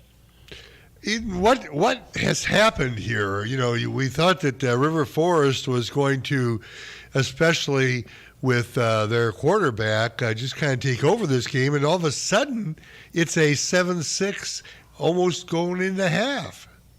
The first half, River Forest was really just only focusing on running the ball. But every time the Wheeler Bearcats at least bring in 2 backers in every defensive play they have. So it's really stopping the run game. They really haven't opened up on the passing side. Well, you know, this is kind of a surprise to me, Ethan, that this game has become a defensive battle. I was kind of thinking this was going to be the exact opposite. Yeah. A lot of people are kind of shocked about it. Well, I'm walking around, and a lot of people are surprised at how close the game is and how it's going. Yeah, definitely a surprise so far for me. All right, Ethan. I would think that at halftime, River Forest has to adjust their offensive philosophy and let Hayden throw the ball some more. Right, you would think so, but you never know, right? Yeah, they need to open up more on the quick passes so when the backers come in, they could get the ball out and more room for them instead of trying to run it every time with 6 or 7 people coming in. Right, exactly. All right, thank you much, Ethan. One more time, what is the score and time update? Wheeler Bearcats 7, River Forest 6 with 20 seconds left in halftime. All right, thank you, Ethan. We appreciate the update. And we're going to go ahead and take a quick break on 89.1 FM, The Lakeshore. This is Game Night, live on Lakeshore Public Media, 89.1 FM. Streaming online at lakeshorepublicmedia.org, Facebook, and YouTube. Thinking of going to college? What do you plan to major in? At Ivy Tech Community College, they major in successful careers for you and all of their students. With locations in Michigan City, LaPorte, and Valparaiso, new classes start every few weeks. To get started, visit ivytech.edu. That's ivytech.edu. Ivy Tech students are Indiana's future. Calling all 59ers, Slicers, and Wildcats. Do you have your high school debit card yet? Show your school pride everywhere you go, whether it's Friday Night Lights or your Monday morning commute. Get yours today at your local Purdue Federal Credit Union branch or learn more at purduefed.com. Sacred Dunes Integrative Health is your comprehensive holistic wellness center specializing in acupuncture, massage therapy, functional lab testing, nutrition, and herbal medicine. Sacred Dunes, where wellness grows. Visit sacredduneshealth.com. The Plasterers and Cement Masons Local 692 Apprenticeship Training Program provides a path to a career in a skilled trade. You can earn as you learn to be a plasterer or cement mason through an apprenticeship with Local 692. Learn more at plcm692apprenticeship.org. Support for Lakeshore Public Media is brought to you in part by NIPSCO. At NIPSCO, we're transitioning to cleaner, lower-cost energy sources such as wind and solar to build a brighter future in northern Indiana. Learn more at nipsco.com/future. Lakeshore Public Media needs your help right now. Big or small, every contribution matters as we replace outdated equipment in our radio studio. This equipment is essential to our ability to bring you all of the programs you count on every day. Your donation today will keep public radio in Northwest Indiana strong, so please visit lakeshorepublicmedia.org/give and make your gift today.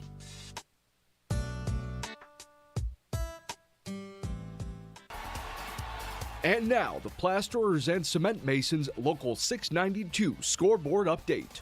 Hey, Lakeshore Game Night, Steve Schmidt here, as we have some halftime scores starting to roll into the Game Night studios. So let's see what's going on around the region here tonight in week 3 of the high school football season. Starting off in the Duneland for the Sacred Dunes game of the week, Maryville at Crown Point. This game is at the half, and the Bulldogs have a 20-0 lead over Maryville. Larry Ellison with 3 rushing touchdowns. Valpo on the road at LaPorte. This was also a halftime score, and this one is all Vikings. 35-0. They lead over LaPorte. Chesterton at Michigan City, another halftime score here as the Wolves have a 14-0 lead over Michigan City. Tyler Bush connected on a 4-yard touchdown pass to Kieran Hart. Northwest Crossroads Conference here as they begin play also this week with the beef of the weekend, Hanover Central and Highland. This one is in the second quarter, and Hanover Central has opened up a 34-13 lead, scoring 28 unanswered over the Trojans. Kankakee Valley at Andrean at the half. Andrean holds a 17-0 lead. Munster at Hobart in the second quarter. Hobart has a 28-7 lead over the Mustangs. East Chicago Central at Calumet in the second quarter. This one is all Warriors, 28-0. Corey Ferguson has 2 touchdowns tonight for Calumet, and Gary Robinson punt return for a touchdown. Westside at Boone Grove, second quarter. This one is all Boone Grove as they're up 34-12. River Forest on the road at Wheeler. Halftime score here. This one's a good one. Wheeler holds a 7-6 lead over the Ingots. Griffith on the road at Hammond Central. Here is it's 27-0. Hammond Central at the half. Rensselaer at Western, as this one is in the third quarter, and it's all tied up at 20 apiece. Week 3 here has been a fun one so far. You're not going to want to miss a beat. For Lakeshore Game Night, I'm Steve Schmidt.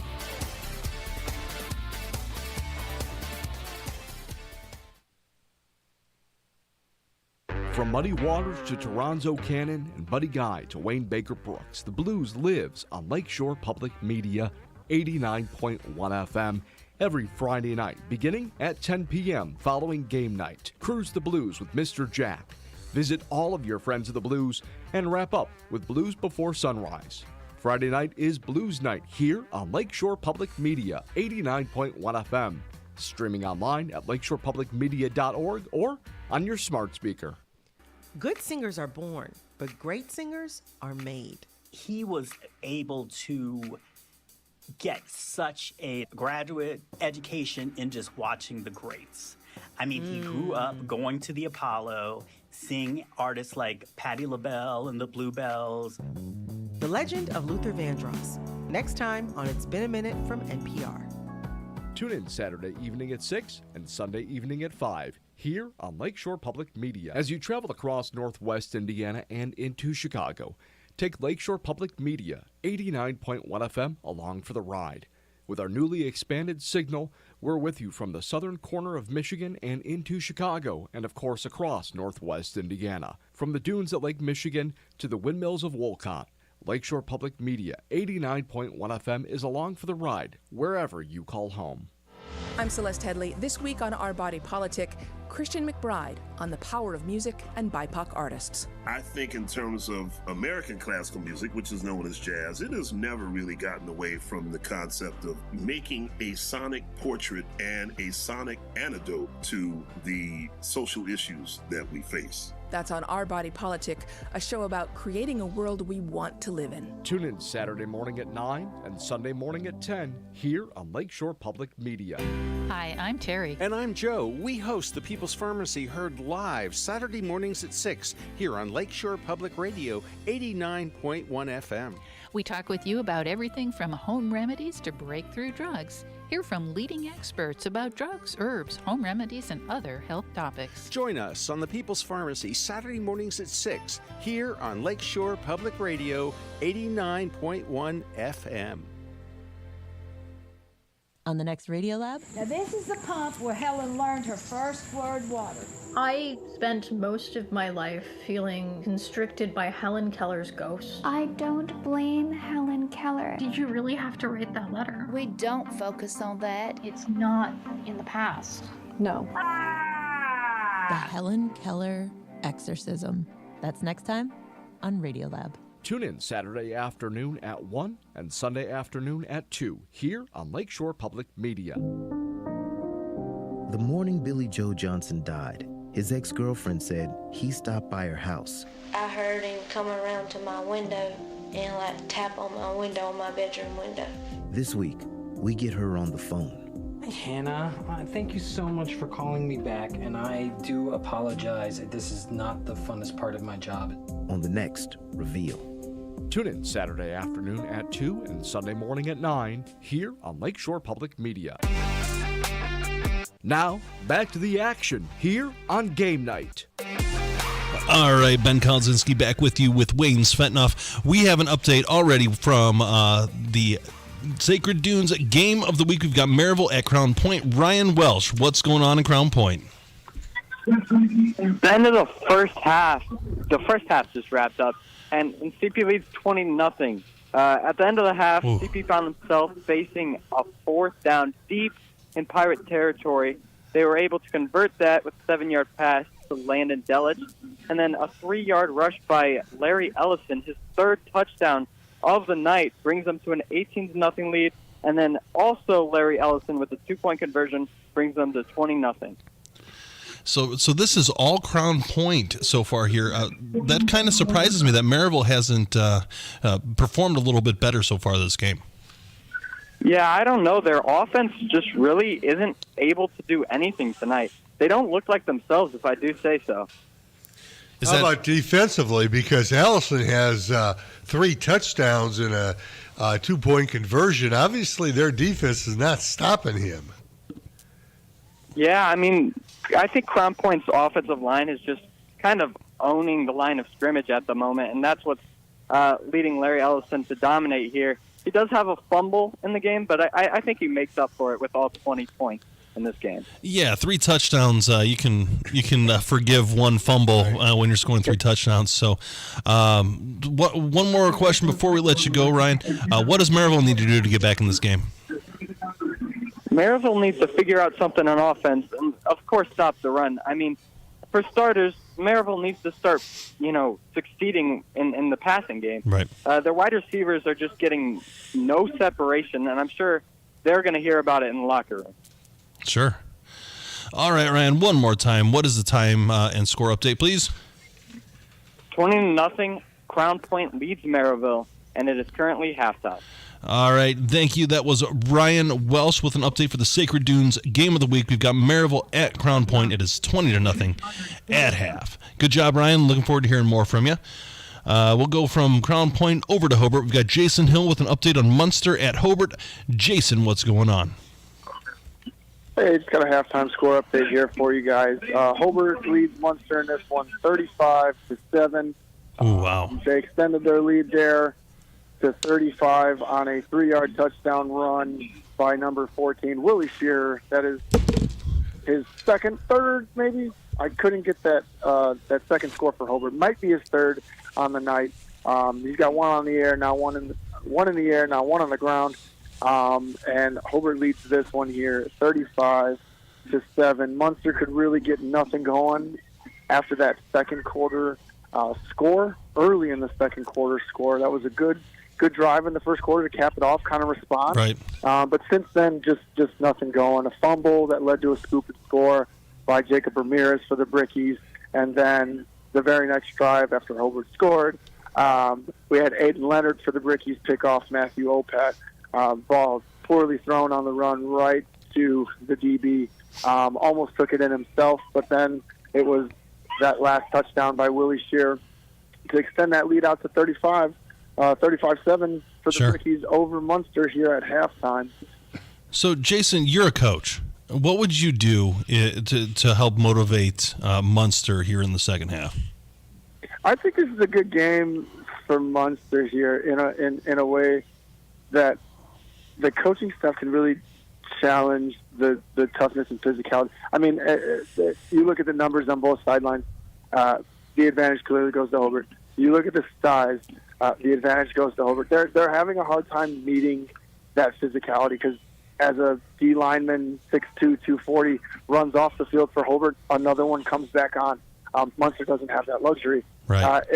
Here, I'm going to challenge their toughness. You know, we dug ourselves a hole. We have a little bit of success to build on.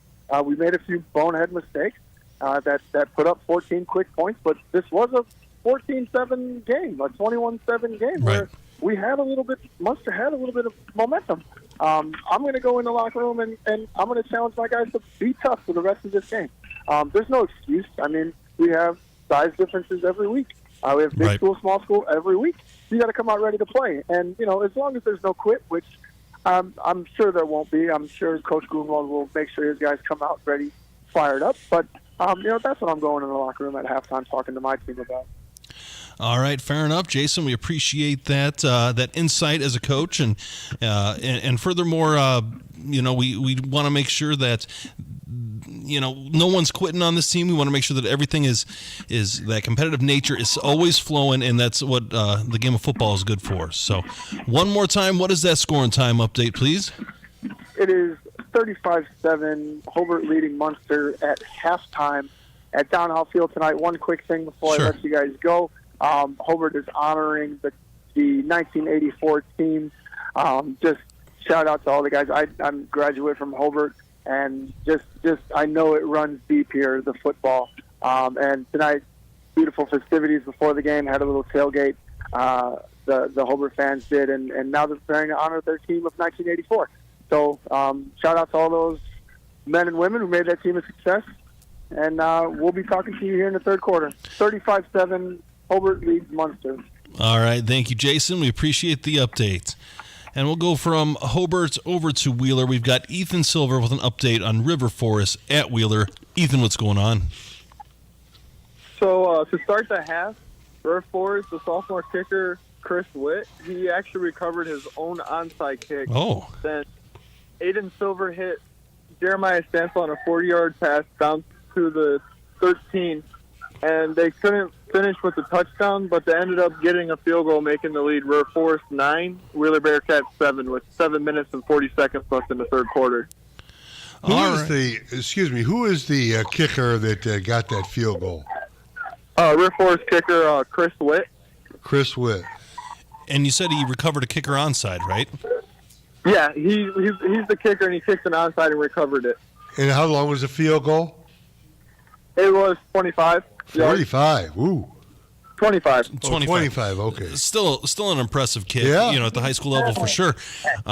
So a bit of a gamble here to take over in the second half.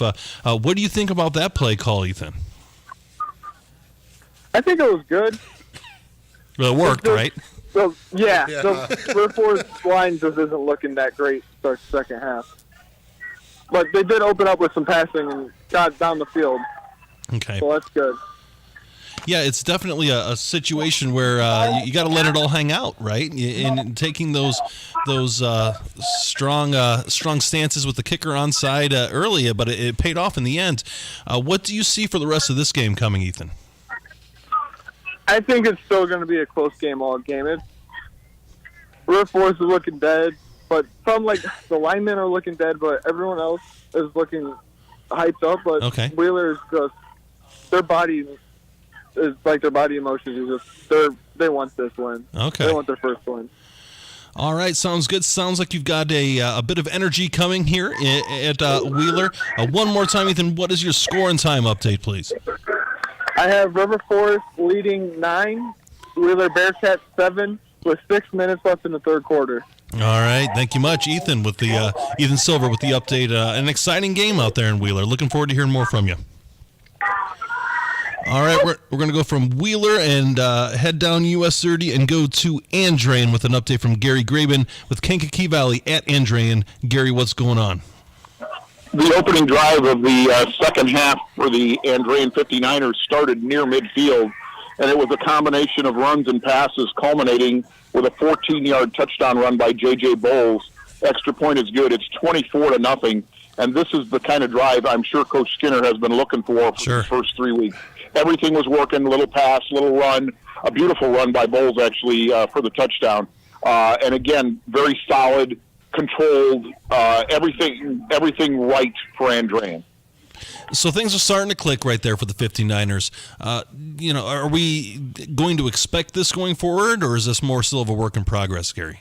Well, I think, Coach Skinner agreed to come on with you guys afterward, and I think if you ask him that question, I think he's going to tell you that it's still a work in progress. Sure. That this is still a building situation, getting guys used to new positions, seeing if there's somebody maybe that you need to change positions with, all the different things that augment this type of offensive and defensive scheme. But I do think that, again, this is certainly a bright side. They forced the turnovers in the first half, but now the offense really stepped up here. And we'll see, because actually we'll see if we can get Scott Ballantyne for you, too. And you can even talk to him about his comfort level, with all the changes he's got on offense this year. Gary, do you know, would Patrick Clax have made a big difference in this offense? I think he would have. He was quite dynamic last year as a junior. So I'm sure I have not brought that up because usually with coaches, when you bring that up, they usually give you the Bob Knight answer, which is, I want to talk about the players that are here. Yeah. So I have not brought up that question, nor do I think I would get an answer to it. But certainly he was a big part of their passing game last year. Do you know where he went? Yeah, from what I understand, he's playing in Illinois, right? Illinois. The last I heard, he is in Illinois. Okay. Yeah, it's when you see attrition from your roster like that, it's not a great thing. But it's definitely a circumstance where Andrean has a proud tradition and a long history of being able to reload. And I think we're starting to see, some growing pains of some kids that are a little bit young, but they're starting to get their feet underneath them, right, Gary? Yeah, and those of us with gray hair, Wayne, I think we just have to get used to, like college, the kids changing high schools is a part of the game now, and it's not going to go away. I don't think in the long run it's the best thing for high school sports, but the IHSAA hasn't asked me, and I just think, I know I'm old-fashioned in some of those ways, but it's just, you start at one school and you finish at that school unless you move. So I don't always understand all the issues that are involved with these kind of things, but we have numerous key players that have changed schools this year. And I think, again, we'll just have to adapt to that. I agree with you, Gary, and I agree that that's really a problem with college, and it's starting to be more of a problem with the high school level. But honestly, I don't think that you need to restrict kids, like you said, Yeah, you go here 1 year, you got to stay 4. But still, just this, anytime I don't like the coach, I'm leaving. That's not a good thing. Well, and there are different reasons why people leave, and but there are students who have found, and more in basketball than in football, but there are students who have found a way to go to 4 different high schools in 4 years. Yes, and that's the kind of thing that's just I think a little disheartening. As a coach, when you work to build a kid, it's going to take more than a year to build a kid, so you invest all the time, and then it changes, but. Like I said, it's part of the game now, and it's not like it's an illegal thing. It's just people change the same way it's happening in colleges, and again, it's just not the. I'll just tell you to get off my lawn, and I'll sit on my porch on the swing. Well, you've got a lot of practice saying that, Gary. Thank you very much. That's not an old joke. I swear. No. No. But anyways, Gary, we're gonna let you go.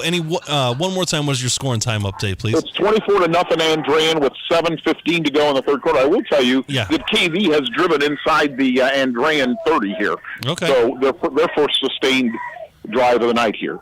Okay, fair enough. That sounds good. We're going to go ahead and give us a call back when things are going. We got to hit a hard break here, and looking forward to hearing more from you, Gary. Sounds good, boys. Okay. When we come back from break, we'll have an update from Kevin Driscoll with Hanover and Highland, and an update from Ryan Welsh from our Sacred Dunes Game of the Week. This is Ben Kuldzinski for Wayne Swetnoff. We are going to take a quick break here for Game Night on 89.1 FM, The Lakeshore. This is Game Night, live on Lakeshore Public Media, 89.1 FM, streaming online at lakeshorepublicmedia.org, Facebook, and YouTube. Calling all 59ers, Slicers, and Wildcats. Do you have your high school debit card yet? Show your school pride everywhere you go, whether it's Friday Night Lights or your Monday morning commute. Get yours today at your local Purdue Federal Credit Union branch or learn more at purduefed.com. Sacred Dunes Integrative Health is your comprehensive holistic wellness center specializing in acupuncture, massage therapy, functional lab testing, nutrition, and herbal medicine. Sacred Dunes, where wellness grows. Visit sacredduneshealth.com. The Plasterers and Cement Masons Local 692 Apprenticeship Training Program provides a path to a career in a skilled trade. You can earn as you learn to be a plasterer or cement mason through an apprenticeship with Local 692. Learn more at plcm692apprenticeship.org. Support for Lakeshore Public Media is brought to you in part by NIPSCO. At NIPSCO, we're transitioning to cleaner, lower-cost energy sources such as wind and solar to build a brighter future in northern Indiana. Learn more at nipsco.com/future. Thinking of going to college? What do you plan to major in? At Ivy Tech Community College, they major in successful careers for you and all of their students. With locations in Michigan City, LaPorte, and Valparaiso, new classes start every few weeks. To get started, visit ivytech.edu. That's ivytech.edu. Ivy Tech students are Indiana's future. Lakeshore Public Media needs your help right now. Big or small, every contribution matters as we replace outdated equipment in our radio studio. This equipment is essential to our ability to bring you all the programs you count on every day. Your donation today will help keep public radio in Northwest Indiana strong for years to come. So please, visit lakeshorepublicmedia.org/give and make your gift today. And now, the Plasterers and Cement Masons Local 692 scoreboard update. What's up, Lakeshore Game Night? Steve Schmidt here. We have a lot of these games starting to reach the second half, so let's see what went on in the first half of tonight's action. Starting off in the Duneland, we have the Sacred Dunes Game of the Week, Maryville at Crown Point. Halftime score, Crown Point has a 20-0 lead. Larry Ellison has 3 rushing touchdowns for the Bulldogs. Valpo on the road at LaPorte at the half. Valpo owns a 35-0 lead over the Slicers. Chesterton at Michigan City at the half. Michigan City holds a 14-0 lead in this one. Moving on here to the Northwest Crossroads and the beef of the week, Hanover Central at Highland. It's been all Hanover Central since the second quarter as they lead 40-13 at the half over Highland. Kankakee Valley at Andrean, third quarter. You just heard this one from Gary before the break. It's 24-0 Andrean. Munster at Hobart at the half. Hobart owns a 35-7 lead over Munster. East Chicago Central at Calumet. Second quarter, this one is all Warriors as they are up 36-0 over East Chicago. Corey Ferguson with 2 touchdowns. Westside at Boone Grove at the half. Boone Grove has a 42-12 lead. Bishop Knoll at Whiting. Second quarter, Whiting has a 7-6 lead over the Warriors. River Forest at Wheeler. This one is a good one in the second half as River Forest has a 9-7 lead. Christopher Witt with a 23-yard field goal to put the Ingots up. Griffith at Hammond Central. Halftime score, Hammond Central owns a 27-0 lead over the Panthers. Rensselaer at Western at the end of 3. It's all tied up at 20 apiece. Week 3 is shaping up to be a good one through the second half of action here. You're not going to want to miss it. Ben and Wayne, back to you. All right, thanks. That was Steve Schmidt with the scoreboard update. My name is Ben Kalczynski. I'm here with Wayne Svetnoff, and we are going to go straight out to our Beef of the Week with an update from Kevin Driscoll at Hanover Central at Highland. This game has gotten pretty out of hand, at least it did for a while there. Kevin, what's going on? We are nearing the end of halftime. We're just about ready to kick off the third quarter. Hanover with a 40-13 lead on Highland. The first quarter was back and forth, touchdown after touchdown after touchdown, with both teams equaling touchdowns on the first 2 possessions. But then Hanover really made some defensive adjustments, and it was all Hanover Central in the second quarter. Started to get pressure on Blake Vanek, and that was all the difference. Got an interception. They turned into a touchdown. Hanover Central has reeled off 34 unanswered points. Wow. In that second quarter, Highland had just 1 first down, so that was the big difference in this one. And by the way, this beef is brought to you by Gary Graben talking about high school transfers. There you go. So, Kevin, I mean, Hanover's been really impressive here in the latter part of the second half here, and really took control of this game. What is Hanover doing to flex their muscles here? Well, never forget you're talking about 17-year-old kids, and so emotions matter in high school football. As we will see all season, Northwest Crossroads players kind of tired of hearing about the up-and-comer, the new kid on the block who's crushed all these opponents. I imagine there's going to be a lot of teams waiting to put a stick on Hanover Central, and certainly the Trojans came out riding high, and they certainly found the end zone. Hanover Central's got some good coaches, made some good defensive adjustments, certainly managed to really turn this game in the second quarter. Meanwhile, their offense just keeps it chugging. Caden Verrett, 10 carries, 133 yards, 4 touchdowns, including he is the punter, and on a 3rd and long, tucks it and runs for a fake punt touchdown run from 36 yards. That was his 4th touchdown late in the second quarter. By the way, the last time the Wildcats lost a regular season game was almost 2 years to the date. That was September 3rd, 2021 at Culver. If all goes the way things are looking, it looks like Hanover Central is going to now have a 2-year-plus regular season winning streak. Meanwhile, Highland hasn't been 3-0 since 2001. So that's the streaks that we are looking at right now. Again, Blake Vanek got off to a great start. 7-13 though first half, 122 yards, 2 touchdowns, all of that in the first quarter. Had a 66-yard touchdown pass to Javier Castillo, a 6-yarder to Nick Johnson. But then that's when the Hanover defense started to clamp down, made its adjustments, and it's really applied pressure. 3 second-quarter sacks. Kevin, a lot of people in the area, as you had referred to earlier, were really on watch to see if Hanover could compete in this conference. And obviously tonight I know Morton was a good test, but this was a big, big test for Highland. Now, the game's not over, but, when you look at Hobart and you look at the Andreans, darn it, I think that Hanover this year can compete with those people. Coach, it's funny you mentioned that. When you talk about the Northwest Crossroads, if we're being completely honest, the Northwest Crossroads Conference is Lowell, Andrean, and Hobart. And when you look at Highland, by the way, the key stats coming into this game, Highland, since Pete Koulianos took over, has been improved. He's improved the aggression, the physicality, the commitment. Highland has not been able to get over the hump, and since his arrival in 6 years, he's not been able to beat Andrean, Hobart, or Lowell. If you're going to compete for a conference championship at the Northwest Crossroads, you may not have to win all 3 of those games, but you're going to have to beat at least a combination of 2 out of those 3. You've got to find a way to beat the Andreans, Hobarts, or Lowell if you're going to compete in this conference. Can Hanover Central do that? I don't know. Certainly, I think you look at these 2 squads here tonight, You look at a Highland or a Munster or a KV, middle of the pack year in, year out. How are they going to shake out against those three big schools in the Northwest Crossroads? So really, we're gonna find out soon enough, because guess who's coming to Cedar Lake next week? The Lowell Red Devils. Exactly.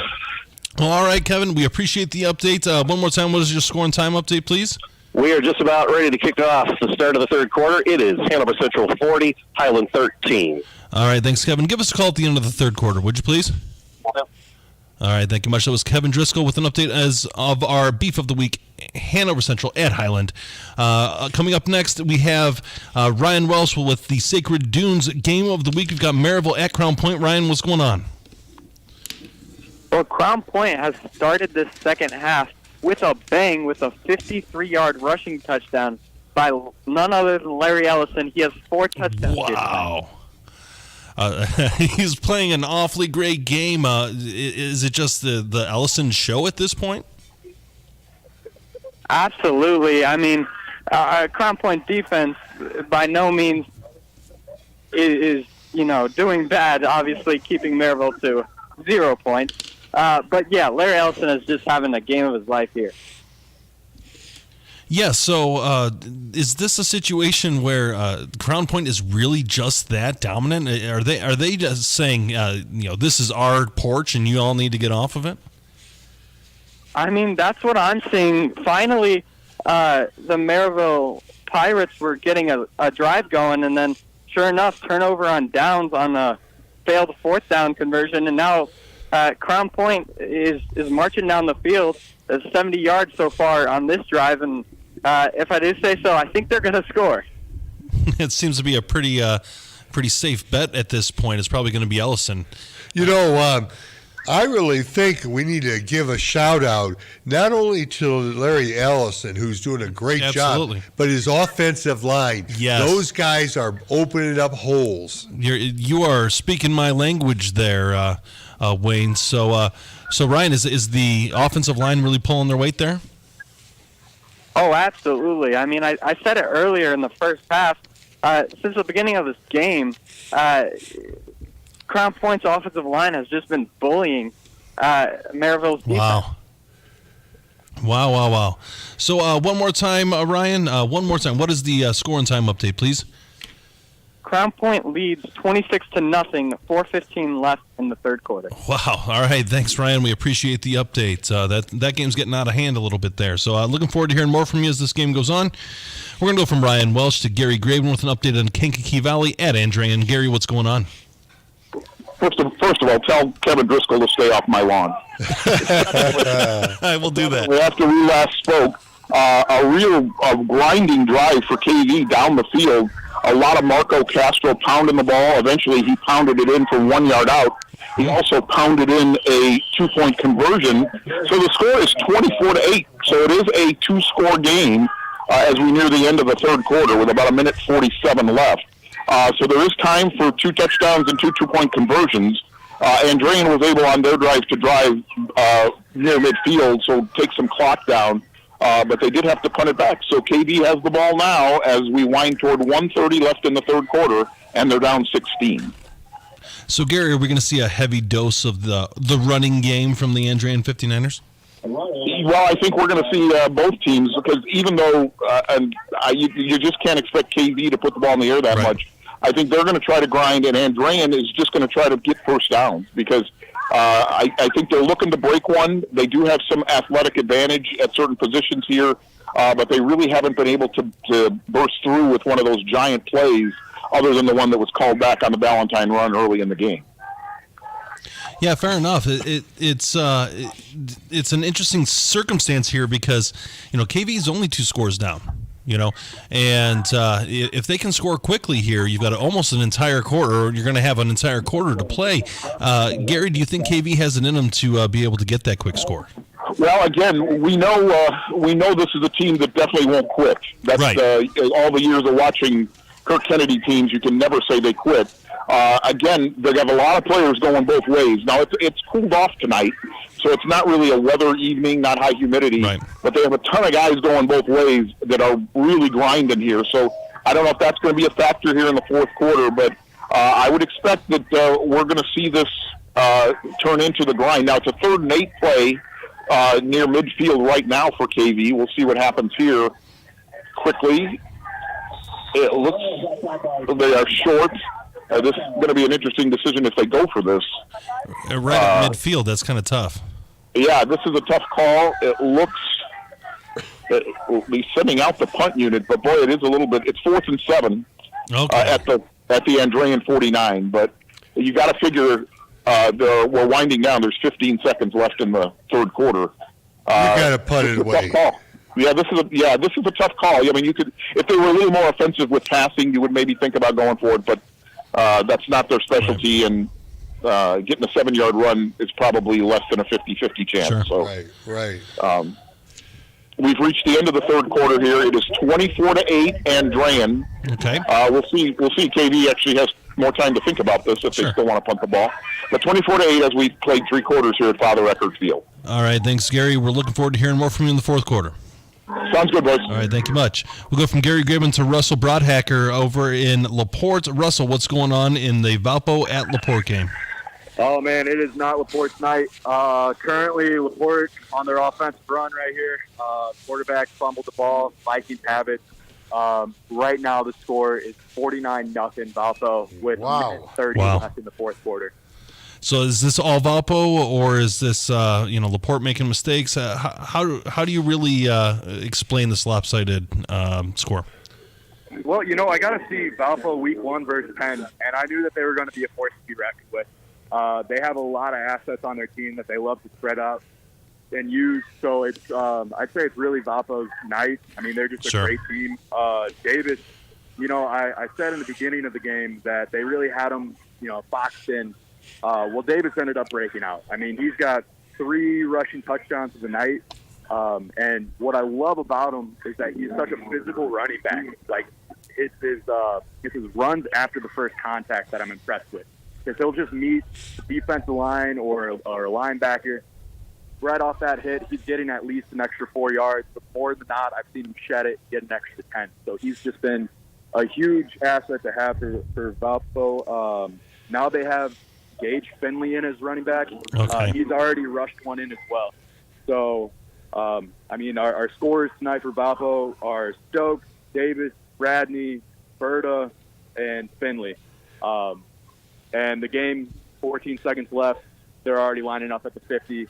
I saw LaPorte just really get at it or get their head out of the game. I mean, I saw guys on the sideline turning around, talking to the student section. Oh, no. At that second half, man, they're not in it. And I know the coaches must have been at them during halftime, but, I mean, coaches can say all they want. It's the team that decides what lands. Right. Really, the team didn't land tonight.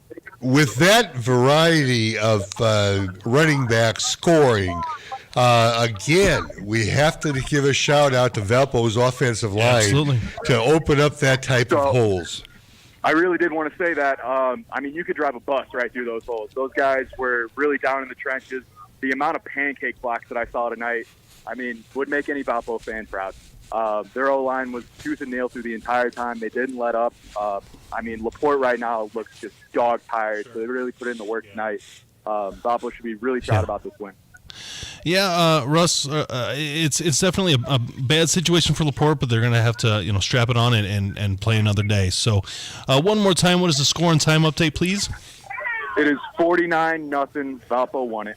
And then that's the final for you. Okay. Final score for you. All right. Thank you much, Russell. We appreciate all of your updates today. You've done a great job, and thank you for all your help. Thank you, gentlemen. It's a privilege being a part of this. You guys are doing great, and I look forward to talking to you next week. Thank you much. Great job tonight. That was Russell Broadhacker with an update and the final of 49-0 for Valpo over LaPorte. We're going to go from LaPorte to Wheeler with our last update before break. Ethan Silver with an update in River Forest at Wheeler. Ethan, what's going on?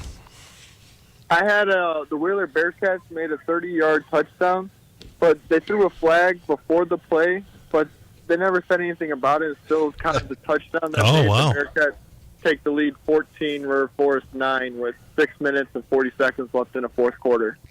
I don't think the coaches would be very happy. Were they kind of adamant on the sidelines? No, they weren't that happy. I would imagine not. So normally when there's a flag pre-snap, it's either a procedural penalty or an offsides or lining up in the neutral zone on the defense. At the high school level, they often will call a play dead if there's a pre-snap penalty, unlike in college and the pros. So it's very interesting to see, that sort of thing happen, and I'd be interested to hear what an explanation of that would be. But very frustrating if you're the coaching staff that it's on the wrong side of that play, right, Ethan? Oh yeah, I was even waiting to see what the call was on, and they didn't say anything. They just threw up the hands for a touchdown, and let it go. My goodness. So right now it's what was it, 14-9?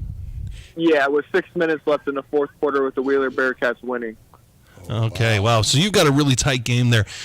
Feel free to call us back as this game progresses. You're coming down to the wire there, but we do have to take a quick break. So call us back as this game starts winding down. All right, sounds good. All right, I appreciate it. That's Ethan Silver with an update River Force at Wheeler. And we're going to go ahead and take a quick break on Game Night presented by Purdue Federal Credit Union on Lakeshore Public Media, 89.1 FM, streaming on Facebook and YouTube. This is Game Night, live on Lakeshore Public Media, 89.1 FM, streaming online at lakeshorepublicmedia.org, Facebook, and YouTube. Calling all 59ers, Slicers, and Wildcats. Do you have your high school debit card yet? Show your school pride everywhere you go, whether it's Friday Night Lights or your Monday morning commute. Get yours today at your local Purdue Federal Credit Union branch or learn more at purduefed.com. Sacred Dunes Integrative Health is your comprehensive holistic wellness center specializing in acupuncture, massage therapy, functional lab testing, nutrition, and herbal medicine. Sacred Dunes, where wellness grows. Visit sacredduneshealth.com. The Plasterers and Cement Masons Local 692 Apprenticeship Training Program provides a path to a career in a skilled trade. You can earn as you learn to be a plasterer or cement mason through an apprenticeship with Local 692. Learn more at plcm692apprenticeship.org.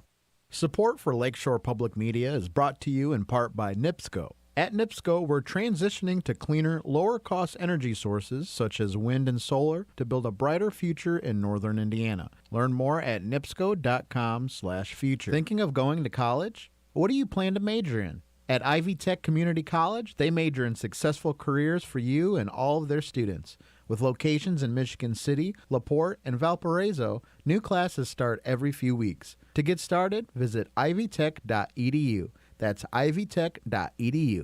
Ivy Tech students are Indiana's future. This is Lakeshore Public Media, 89.1 FM, WLPR FM Lowell, your home for local news, traffic, weather, sports, and more. Streaming online at lakeshorepublicmedia.org. And now, the Plasterers and Cement Masons Local 692 scoreboard update. What's up, Lakeshore Game Night? Steve Schmidt here. Let's check out these scores around the region here in the Plasterers and Cement Masons Local 692 scoreboard update. Let's check out how everybody's doing around the region. Starting off in the Duneland, the Sacred Dunes game of the week, Maryville at Crown Point. This one is all Crown Point, and it's all Larry Ellison, as he has 4 touchdowns tonight for the Bulldogs, and that one's in the third quarter. Haven't gotten an update yet for the Portage and Lake Central game. Moving on though to Valpo and LaPorte. You just heard this one before the break. This one has gone final, and the Vikings are victorious 49-0 over the Slicers. Chesterton at Michigan City in the third quarter. Michigan City has a 21-0 lead over the Trojans. Tyler Bush with a couple touchdown passes in this one. Now let's look at the Northwest Crossroads as they also begin their conference schedule tonight. Starting off with the beef of the week, Hanover Central and Highland. Last update was at the half, and Hanover Central had a 40-13 lead in this one. Kankakee Valley at Andrean in the fourth quarter now. Andrean holds a 24-8 lead over the Cougars. Munster at Hobart, last update we got was a halftime score, and the Brickies are up over the Mustangs 35-7. East Chicago Central at Calumet in the third quarter. Calumet holds a 52-0 lead over East Chicago Central. Gary Robinson has 4 touchdowns tonight for the Warriors. Westside at Boone Grove. Last update was a halftime score, and it was 42-12 Boone Grove. Bishop Knoll at Whiting. 7-6 is the score in this one in the second quarter. Whiting is up. River Forest at Wheeler, fourth quarter. This one is shaping up to be a good one as it is 14-9. Wheeler, stay tuned for that one as Ethan Silver will keep providing updates. Griffith at Hammond Central, halftime. Hammond Central has a 27-0 lead. And finally, Rensselaer at Western, fourth quarter. Western has a 27-20 lead. Week 3 is coming to a close here within the next hour, but you're not going to want to miss any of the action here on Game Night. I'm Steve Schmidt.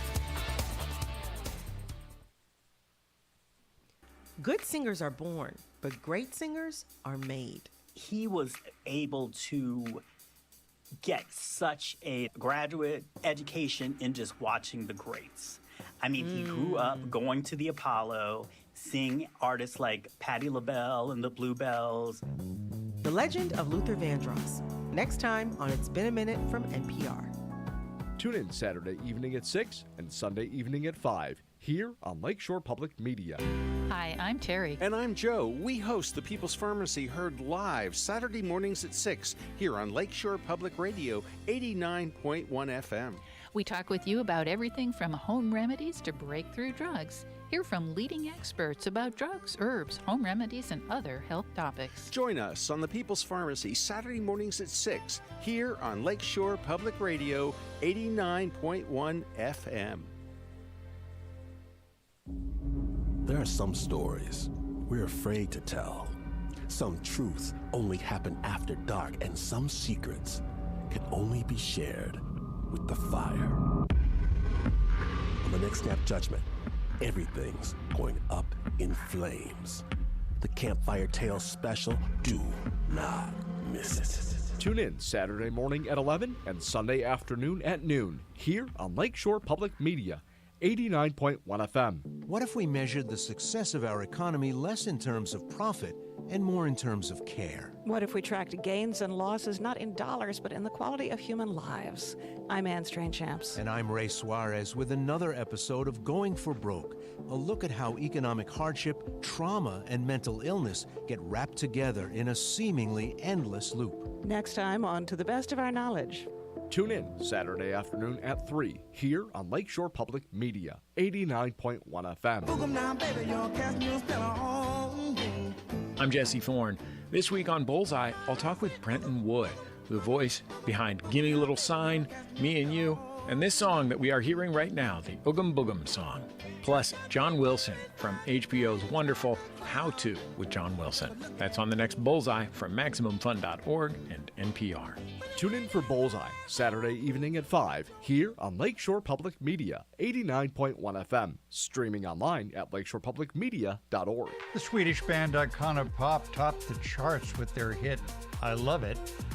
They're 10 years older now, have a brand new album, Young Children, and a new perspective. We changed a lot. I mean, we grew a lot as persons. Icona Pop and their new album, Club Romantic. That, plus all the news Saturday and Weekend Edition from NPR News. Tune in Saturday morning at 7 for Weekend Edition Saturday, here on Lakeshore Public Media, 89.1 FM. On the next Radio Lab? Now this is the pump where Helen learned her first word, water. I spent most of my life feeling constricted by Helen Keller's ghost. I don't blame Helen Keller. Did you really have to write that letter? We don't focus on that. It's not in the past. No. The Helen Keller Exorcism. That's next time on Radio Lab. Tune in Saturday afternoon at 1 and Sunday afternoon at 2 here on Lakeshore Public Media. Now, back to the action here on Game Night. All right, Ben Kolzinski back with Wayne Svetnoff. We're going to go off to Ryan Welsh with the Sacred Dunes Game of the Week, which is Maryville at Crown Point. Ryan, what's going on out there? Well, get this. At the end of the third quarter, there was another Bulldog touchdown, but believe it or not, it was not by Larry Ellison. Wow. That's right, you heard me right. 9-yard touchdown reception by senior Jacob Jones. And then Oliver Brewer missed his second straight PAT for the Bulldogs. So at this point, Ryan, what is the score there right now? Score is currently 32-0 Bulldogs. 32-0. They're almost at a running clock right now. What is the key right now? Why is this game so lopsided? Well, I mean, it's got to be, one, obviously, the running game by CP. I mean, Larry Ellison with 4 touchdowns is not too bad, right? But also, I mean, Maryville, I haven't seen their offense look this rough in a while. I mean, they're just getting nothing going. And you're absolutely right. It's kind of getting into a clock chewing. As you can see, they pulled out Ehrlich, their starting QB, and put Logan Hatt in. Unfortunately, he did throw an interception at the goal line, but you could just see that they're kind of, starting to prepare for this win. Sure. Well, all right, Ryan. One more time, what is the score and time update, please? CP leads 32-0, 9:16 left in this game. All right. Thank you, Ryan. Appreciate that update, and looking forward to you give us a call back when this game goes final. Thank you. All right, thank you much. That was Ryan Welsh, an update with Maryville Crown Point. We're going to go from Crown Point to Hobart. We're going to update from Jason Hill with Munster at Hobart. Jason, what's going on? Hey, guys. Third quarter score update for you here. With about 5 minutes to go in the third quarter, Hobart leads Munster 42-14. Wow. Munster opened this second half with possession. Starting at the 40-yard line, had a nice opening drive. Picked up a 4th and 1. Daniel Asgadam just snuck across to pick up the first down. Then Matthew Opet found a wide open receiver for a 25-yard pitch and catch, which set up a 13-yard touchdown run by number 25, Max Wazinski. And Munster had some momentum to start the half. Like kind of we talked about at the halftime, are you going to be tough coming out? And they proved it. Unfortunately, though, about 3 plays later, Hobart scored on a 70-yard touchdown run by Willie Shear, and that gave him 4 touchdowns on the night. Wow. It was a 59-yard run, a 70-yard run, another short run inside the 5, and 1 in the air. So big number 14, they call him the Jet. Number 14 here for the Brickies. Willie Shear having himself a night. And it is 42-14, 3.5 minutes to go here in the third quarter. Hobart leading Munster. All right. Thank you much, Jason. I appreciate the update. Give us a call back when this game goes final. I will, guys. All right. We'll go from Jason Hill to Kevin Driscoll with Hanover at Highland, our beef of the week. Kevin, what's going on?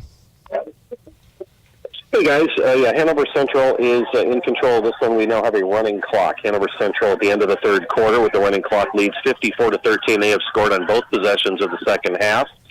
Matt Kuntz tossed his second touchdown pass, a 7-yard pass to Jacob Strominski. 2-point conversion made the deficit 35 points. That enacts the running clock in the IHSAA. Highland unable to get much done. They got 1 first down. That was their second first down since they took a 13-6 lead in this game in the first quarter. But then they handed the ball off to Caden Verrett as soon as Hanover got the ball back, and he turned that into more yardage. Caden Verrett now with 5 touchdown runs on the night for the Wildcats. A 37-yarder, a 36-yarder, and he just threw in a 39-yarder for good measure. JV is taking the field for the Wildcats as we start the fourth quarter. Zip Seipold Field, 54-13 the score as we start the fourth. So, Kevin, how surprised are you that this game is so lopsided?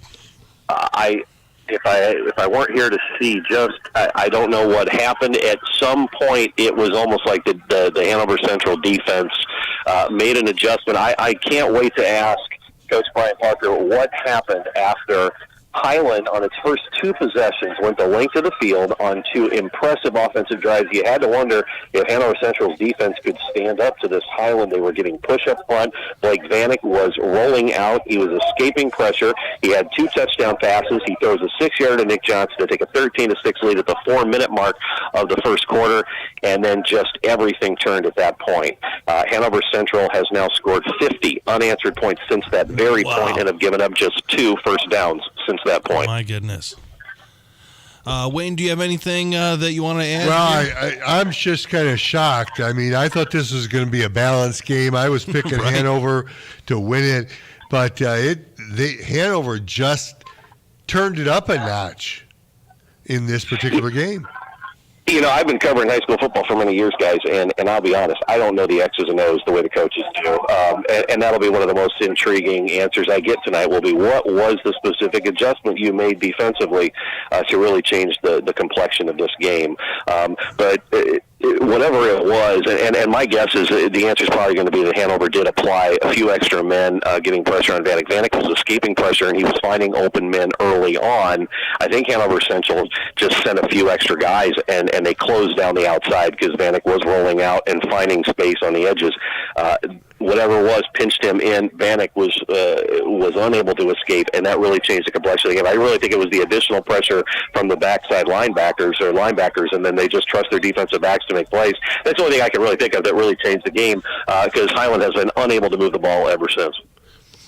All right. Thank you, Kevin. I appreciate it. You've had a really interesting game there tonight. Do us a favor and give us a call when it goes final. If you could, please give us a score. We'll say this, 4:48 with a running clock to go, 54-13. My guess is that's probably not going to change much. Okay. But I'll call you guys if you need it. But let's call this one done. Hanover going to go 1-0 in Northwest Crossroads Conference play. Lowell comes to town. Meanwhile, for Highland, they have a trip to Hammond Central, I believe, next week. Well, thank you, Kevin. Great job tonight. One of the best in the biz. I appreciate all your help today. You got it. All right. Thank you much. That was Kevin Driscoll with our Beef of the Week. Hanover Central at Highland. And then very surprising end of that game. I did not expect that game to be so lopsided. And I didn't expect Crown Point to be dominating. Exactly right. Maryville. Exactly right. So we've got a quick update from Tim Hogan here at Griffith at Hammond Central. Tim, what's going on? It was all Hammond Central tonight. Final score, it was 41 to nothing. Hammond Central over Griffith. All right, yeah. So pretty lopsided there. How many touchdowns did Woods have?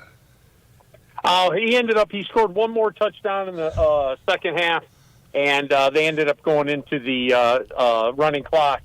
It was at Griffith, every time we got a drive going, we ended up with a false start, something like that, holding here. It was just unfortunate. They just never could get anything consistently going on the offensive end, and then defensively, once again, they did close that hole up in the second half, but was just too much, and too much Hammond Central and not enough Griffith. All right, fair enough. Tim, one more time, what was that final score? Final score was Hammond Central 41, Griffith 0. All right, thank you much, Tim. You did a great job tonight. We appreciate all the updates, and hopefully next week fares a little bit better for the Griffith Panthers. But a great performance by the Hammond Central team there. All right, look forward to talking to you next week. We'll be at Whiting. Thank you. All right, sounds good. That was Tim Hogan with an update from Griffith at Hammond Central. We're going to go from Hammond Central to Andrean with an update from Gary Graben and Kankakee Valley at Andrean. Gary, what's going on? I'm going to make this fast. The KV Cougars had a fourth down just across midfield, went for it, and were denied. Okay. Andrean was actually able to run some plays. KV had the ball back, again, was not able to do anything, and now Andrean has the ball with 2 minutes left, running the clock out ahead 24-8 over the KV Cougars.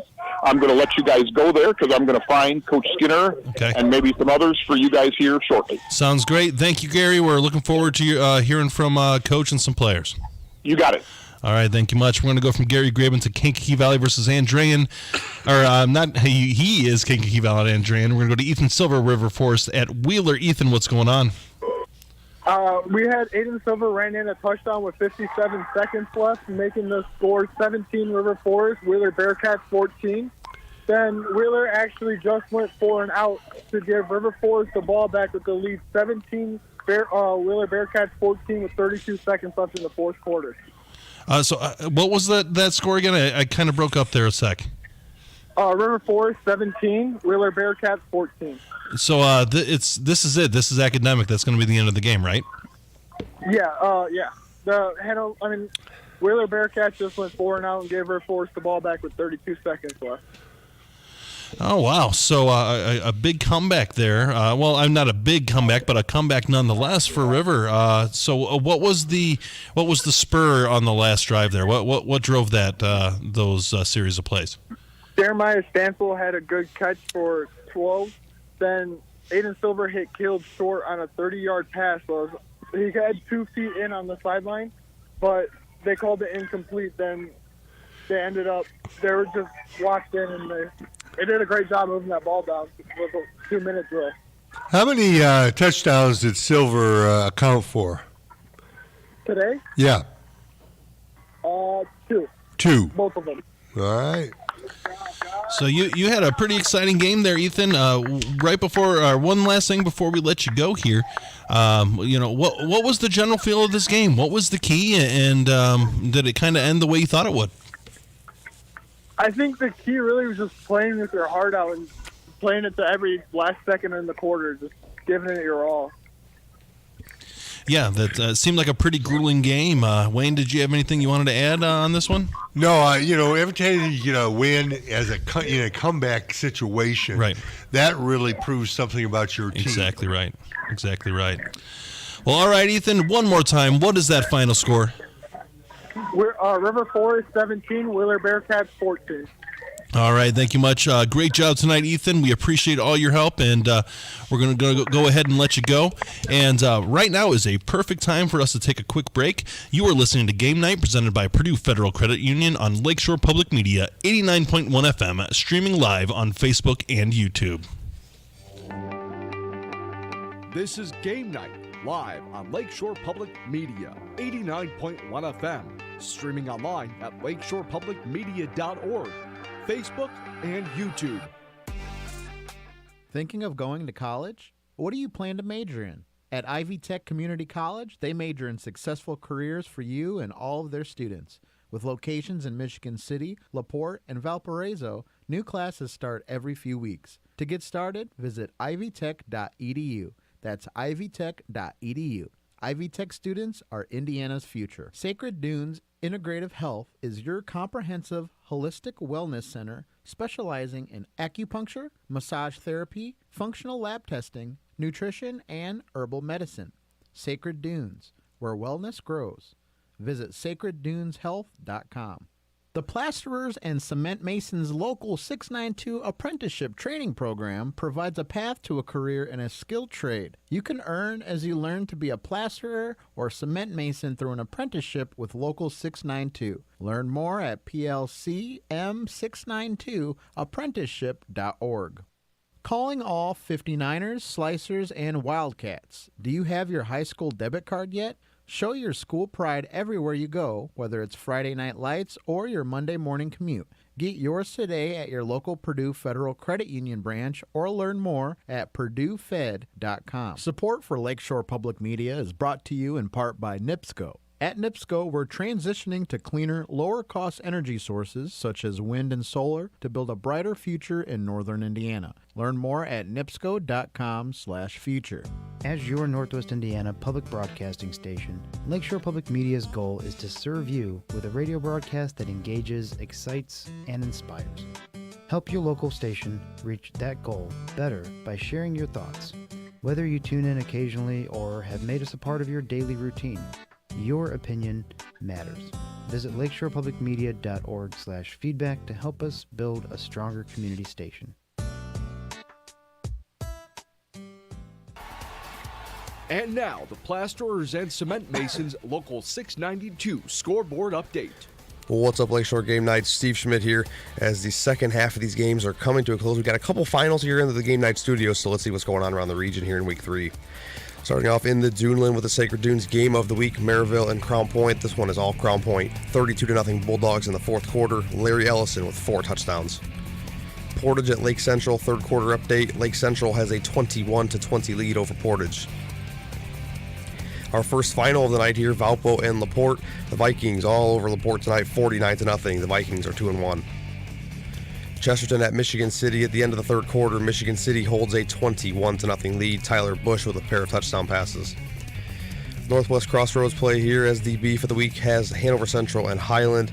Hanover Central's up in this one in the fourth quarter, 54-13. Caden Verrett, 5 touchdowns on the ground.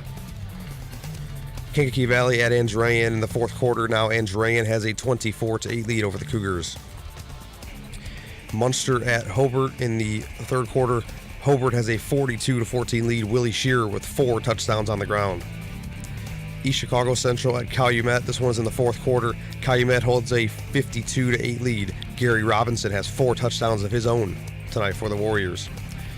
West Side at Boone Grove in the third quarter. It's 52-12 Boone Grove. Bishop Knoll at Whiting. Last update was clear back in the... Oh, it's actually in the fourth quarter now, and Whiting has a 7-6 lead. Or correction, it's a 10-8 Whiting lead. River Forest at Wheeler.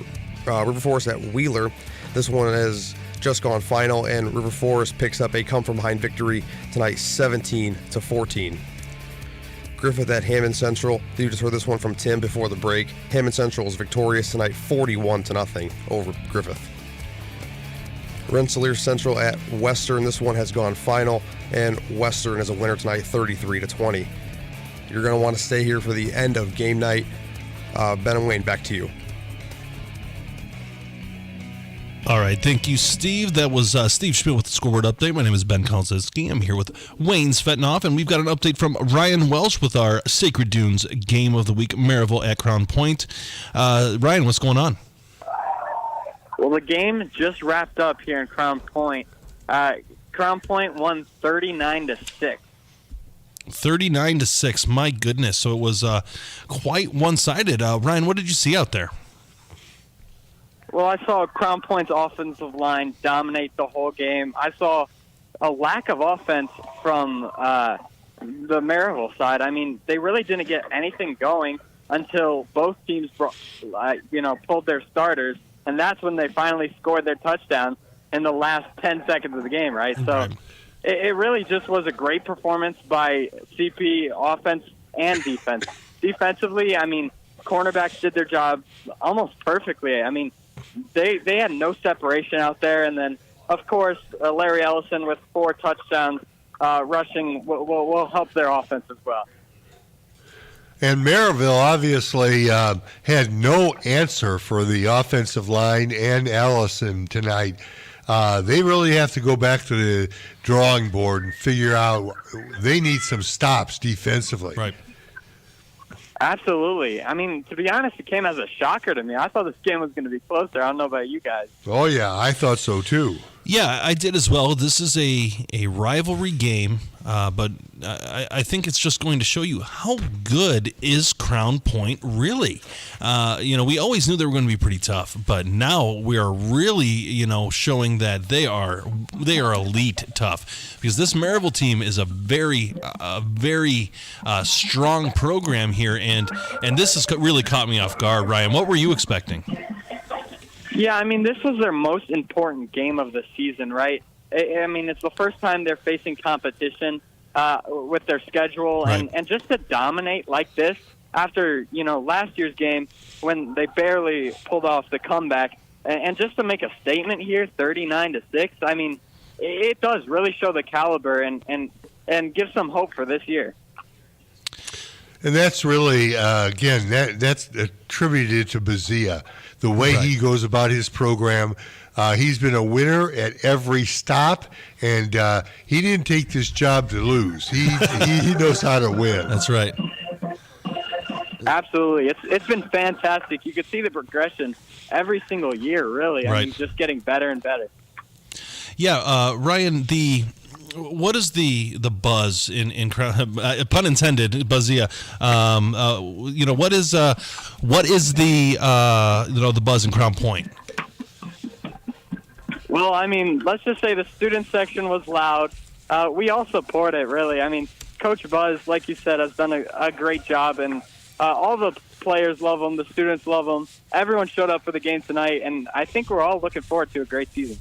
All right, thanks, Ryan. One more time, what was the final there? Crown Point won 39-6. All right, thank you much, Ryan. Great job tonight, and we're looking forward to hearing more from you as the season goes on. Thank you. All right, we're going to go from the Sacred Dunes Game of the Week to a coach interview. We've got Andrean head coach Skinner here. Coach, congratulations on a strong victory. Thank you. I appreciate that.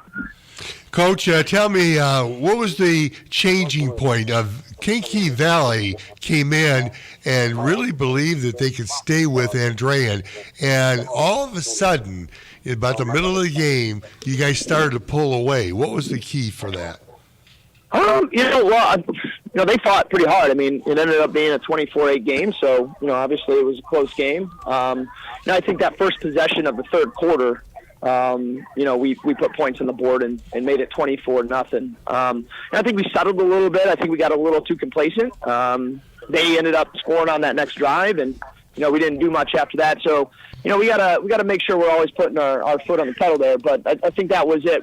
Our offensive coaches came up with a good drive that opening series of the second half and put points on the board. All right, Coach, it seemed like your offense started to kind of hit their stride at one point against Kankakee Valley today and kind of led you and expanding that lead. What does it mean for your offense to really start getting moving in the right direction? Yeah, I mean, it's important, obviously. Offense and defense complement each other. But we had a lot of guys that were replacing on offense. We had to replace an entirely new offensive line. Right. Top 3 tight ends graduated, our tailback, a couple receivers. So there's a lot of new experience on that side of the ball. So, every week is really a learning process. We're trying to get better. We're trying to figure out what do we do well, what do we not do well. Games are obviously an opportunity to flesh that out. So, as we keep progressing, we're going to keep learning more, getting more data, and figuring out what we do well and what we don't. But that's kind of the challenge right now is just so much new experience all at one time. It's a challenge, especially when you're playing a competition that we've been playing. That new experience you're talking about is really the offensive line, and as they mature, you guys seem to get better and better. You've got to be pretty pleased with tonight's performance by that offensive line. Yeah, I think we are improving across the board. Obviously, we didn't do well the last couple weeks. At multiple positions. But, yeah, I mean, obviously you got to control the trenches to win high school football games. And so that's where we got to get better. On both sides of the ball. It's not just offensive line, defensive line as well, and controlling the box. So, obviously, that's been a focus of ours for the last few weeks. And, we're starting to see some good things, and hopefully that continues. So, Coach, you've obviously scheduled very tough to start this season and played some of the elite teams in Northwest Indiana. You've seen some success here now today. Do you think scheduling some tough competition early has helped you out in games like this today? I would like to think so. That's why we do it. We have, we say in our program that iron sharpens iron. We've seen that play out in the past. Certainly why I continue to, seek out those bigger schools and those good programs and, the schools that have a history of success because, we want to play the best. We want to challenge ourselves. Like I said, when you play teams like that, you find out what you're good at. You find out maybe what you're not good at on an individual level, on a team level, a schematic level.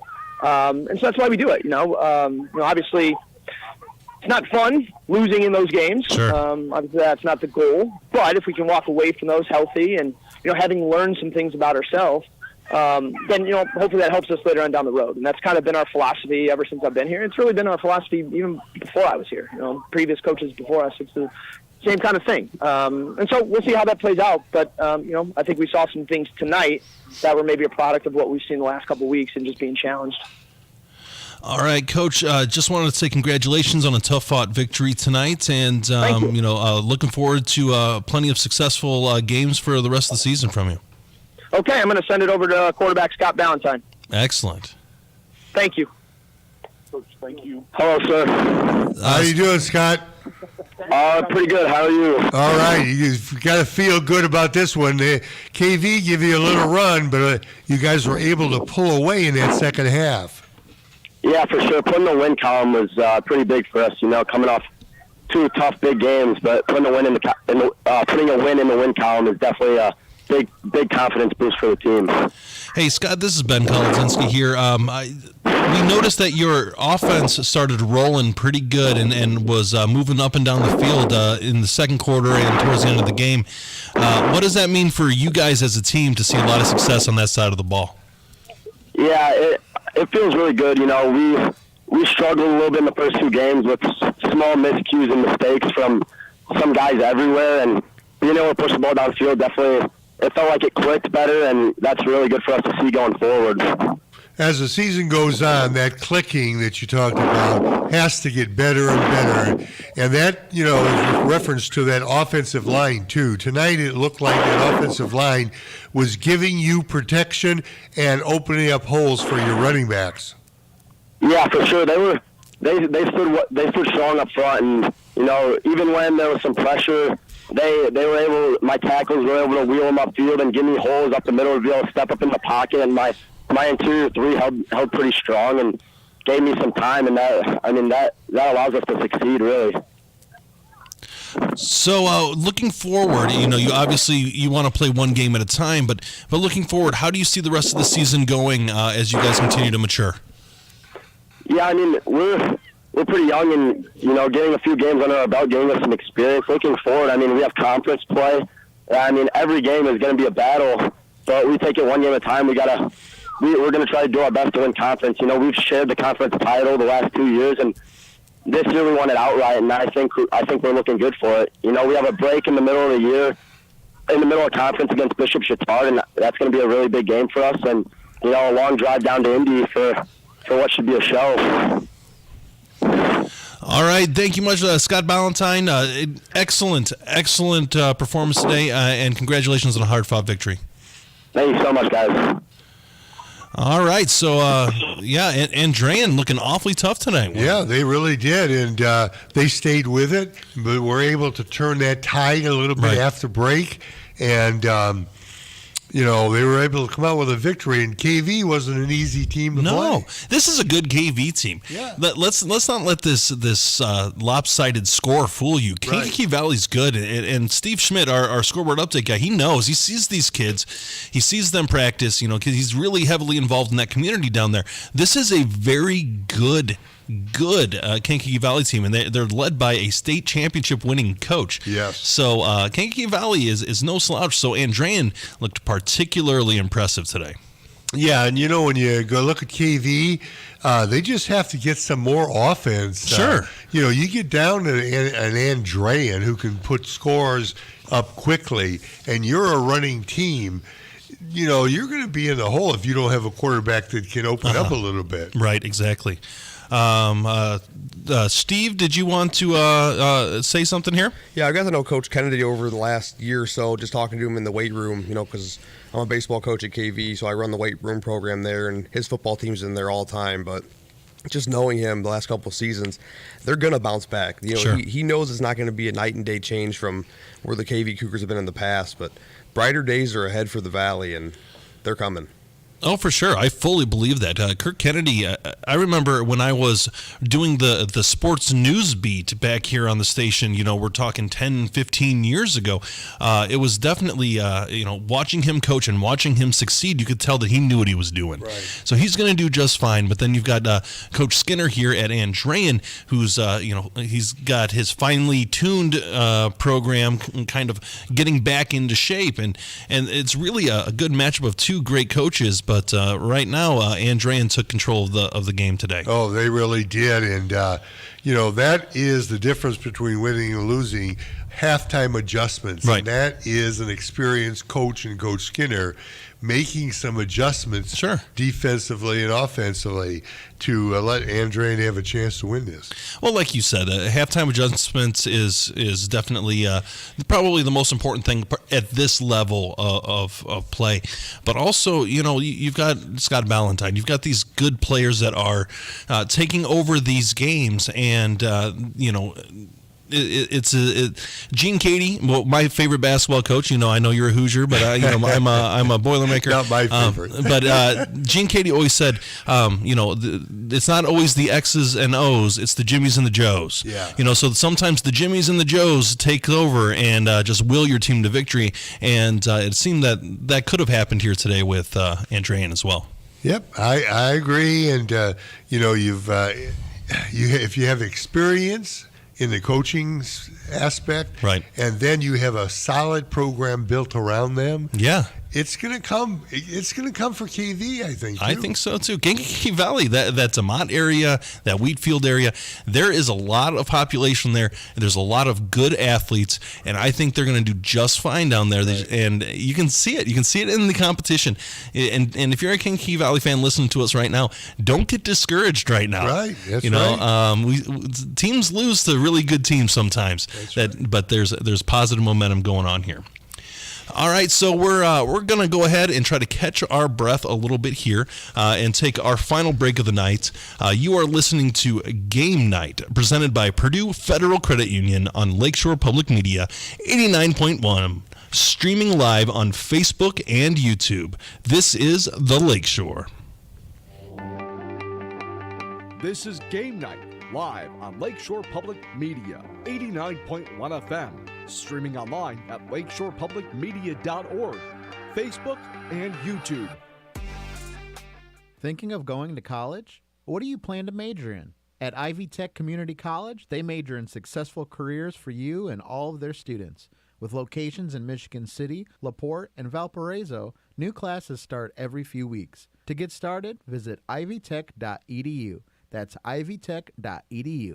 Ivy Tech students are Indiana's future. Sacred Dunes Integrative Health is your comprehensive, holistic wellness center specializing in acupuncture, massage therapy, functional lab testing, nutrition, and herbal medicine. Sacred Dunes, where wellness grows. Visit sacredduneshealth.com. The Plasterers and Cement Masons Local 692 Apprenticeship Training Program provides a path to a career in a skilled trade. You can earn as you learn to be a plasterer or cement mason through an apprenticeship with Local 692. Learn more at plcm692apprenticeship.org. Calling all 59ers, Slicers, and Wildcats. Do you have your high school debit card yet? Show your school pride everywhere you go, whether it's Friday Night Lights or your Monday morning commute. Get yours today at your local Purdue Federal Credit Union branch or learn more at purduefed.com. Support for Lakeshore Public Media is brought to you in part by NIPSCO. At NIPSCO, we're transitioning to cleaner, lower-cost energy sources such as wind and solar to build a brighter future in northern Indiana. Learn more at nipsco.com/future. As your Northwest Indiana public broadcasting station, Lakeshore Public Media's goal is to serve you with a radio broadcast that engages, excites, and inspires. Help your local station reach that goal better by sharing your thoughts.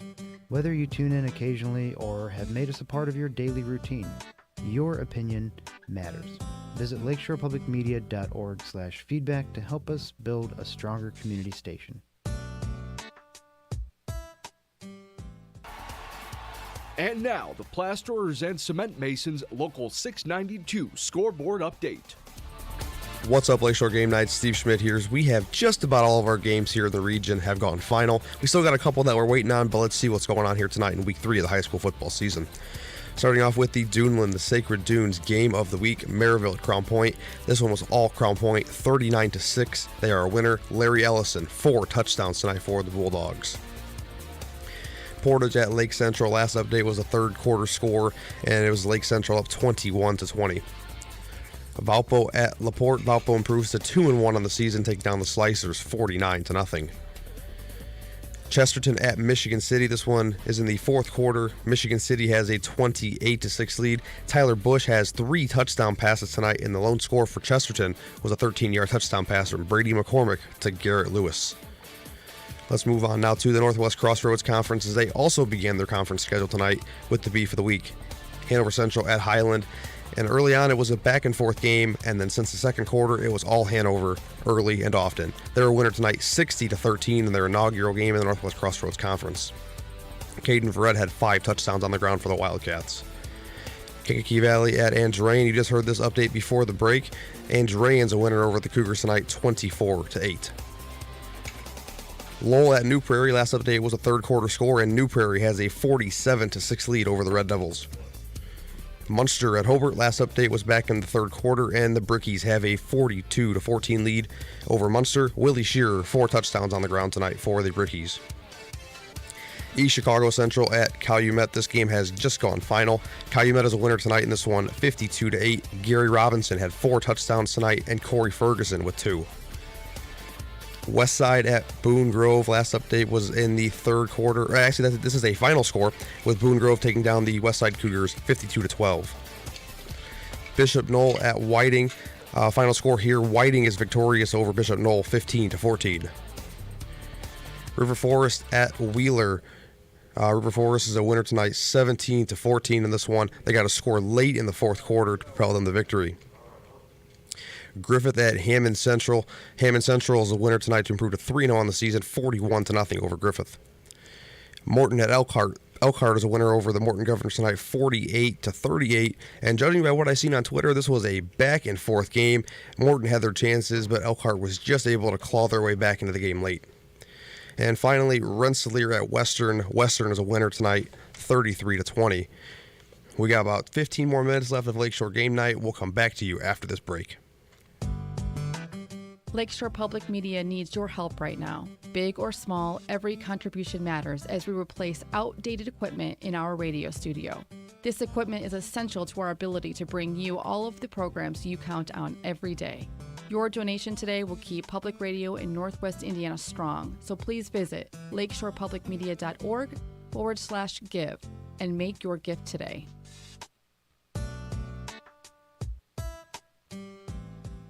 From Muddy Waters to Toronto Cannon and Buddy Guy to Wayne Baker Brooks, the blues lives on Lakeshore Public Media 89.1 FM every Friday night, beginning at 10 p.m. following game night. Cruise the blues with Mr. Jack. Visit all of your friends of the blues and wrap up with Blues Before Sunrise. Friday night is Blues Night here on Lakeshore Public Media 89.1 FM. Streaming online at lakeshorepublicmedia.org or on your smart speaker. Good singers are born, but great singers are made. He was able to get such a graduate education in just watching the greats. I mean, he grew up going to the Apollo, seeing artists like Patti LaBelle and the Bluebells. The Legend of Luther Vandross. Next time on It's Been a Minute from NPR. Tune in Saturday evening at 6 and Sunday evening at 5 here on Lakeshore Public Media. There are some stories we're afraid to tell. Some truths only happen after dark, and some secrets can only be shared with the fire. On the next Snap Judgment, everything's going up in flames. The Campfire Tales special, do not miss it. Tune in Saturday morning at 11 and Sunday afternoon at noon here on Lakeshore Public Media 89.1 FM. What if we measured the success of our economy less in terms of profit and more in terms of care? What if we tracked gains and losses not in dollars, but in the quality of human lives? I'm Ann Strainchamps. And I'm Ray Suarez with another episode of Going for Broke, a look at how economic hardship, trauma, and mental illness get wrapped together in a seemingly endless loop. Next time on To the Best of Our Knowledge. Tune in Saturday afternoon at 3 here on Lakeshore Public Media 89.1 FM. I'm Jesse Thorne. This week on Bullseye, I'll talk with Brenton Wood, the voice behind Gimme a Little Sign, Me and You, and this song that we are hearing right now, the Oogum Boogum song. Plus, John Wilson from HBO's wonderful How To with John Wilson. That's on the next Bullseye from MaximumFun.org and NPR. Tune in for Bullseye, Saturday evening at 5 here on Lakeshore Public Media 89.1 FM. Streaming online at lakeshorepublicmedia.org. The Swedish band Icona Pop topped the charts with their hit, I Love It. They're 10 years older now, have a brand new album, Young Children, and a new perspective. We changed a lot. I mean, we grew a lot as persons. Icona Pop and their new album, Club Romantic. That, plus all the news Saturday on Weekend Edition from NPR News. Tune in Saturday morning at 7 for Weekend Edition Saturday here on Lakeshore Public Media 89.1 FM. Now, back to the action here on Game Night. All right, Ben Kolzinski back at you, and we have reached our final stretch here with Wayne Svetnoff. I'm going to go over some of the games here that we've seen and some of the ones that we've covered here, and have a little quick thoughts, a couple 30 seconds, minute here synopsis, and just kind of break it down what we've seen so far tonight. Our Sacred Dunes game of the week, which was Maryville at Crown Point. This one wasn't so much of a game, was it, Wayne? No, it certainly wasn't. The surprise was the score had, Crown Point winning 39-6 over Maryville, a very good team. These are two very good teams here, and 39-6. I was expecting a one-score game, right? But I'm supposedly an expert here because I got a microphone in front of me. This one caught me off guard for sure. Going from there, we have our beef of the week, which is Hanover at Highland. Kevin Driscoll had some really great updates for us tonight. Another game that was kind of a one-sided affair. 60 points Hanover put on the board against Highland, and Highland scored first. Right. This was a surprise to me. The scoring was. Well, Hanover being the new kids on the block, right? Yep, that's right. And everyone's thinking, can they stack up to this tougher competition? Well, they made a statement saying we've arrived tonight. Yes. So that was very impressive by them. A game that was maybe not as much of a surprise. Valparaiso at Laporte. Valparaiso won pretty handily. Yeah, 49-0. Valpo. This Davis kid, Travis Davis, 3 touchdowns tonight. He is a moose, and he's tough to bring down, I'll tell you. Yeah, for sure. Valparaiso's starting to hit their stride, and that's good. That's good news. Yeah. That's good news for the Valparaiso Vikings there. And we had Munster and Hobart. Jason Hill gave us a lot of good updates for that. Munster is struggled a little bit against the Brickies. Yeah, Munster starts and scores 14. You think, ooh, they're right in the ball game, Right. but Hobart comes back and scores 42. So, Steve's got an update for that score. Okay. Yeah, that game, the Hobart and Munster game, has just gone final. Hobart's a winner, 49-21. 49-21.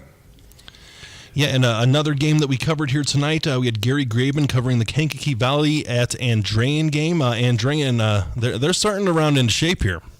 Yeah, and Coach Skinner, when we talked to him on the phone, had said that, every week they try to find out their weaknesses and Right. their strengths.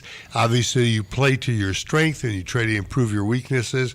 And he has a young offensive line. Sure. And that offensive line played well in the second half tonight. Yeah, and that's good to see if you're an Andrean fan there and an Andrean supporter. Anytime that you can get these young players kind of get that momentum behind them, get that experience, it's going to pay off in November when you're trying to march That's down right. state. We had an excellent game from Ethan Silver, who was covering River Forest at Wheeler. That game went right down to the wire. It really did. And you got to give River Forest a lot of credit coming back and winning that one 17-14. And you got to give Wheeler. I didn't think that Wheeler would stay with them this much. And Wheeler had the game won. They did. And Forest came back and took it away. I tell you what, a team to keep your eye on is Wheeler. It seems like they're really starting to round into shape here, and they're putting up a lot of fight that some people may not have seen coming from them. So I'm really impressed with Wheeler so far, even though there's been a couple losses in there. And the last game that we had coverage on, we had Griffith and Hammond Central. Tim Hogan gave us a lot of good updates with that, but it was the Hammond Central show. Deshaun Woods, remember that name? Yes, now, exactly. Remember Jordan Woods? That was his last year. Yeah. He was outstanding. Exactly. He passed on the mantle to his younger brother, Deshaun. Pass the torch, right? Yeah. Exactly right. So yeah, it was an exciting night of football action here in Northwest Indiana. There was a couple surprises here tonight. Wayne, we'll let you start off. What's a good surprise that you had? Well, I'm going to pick one off the wall here. Oh, yeah? There's a lot of surprises Sure. tonight.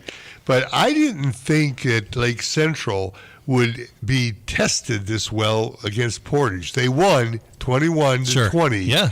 And it was at Lake Central.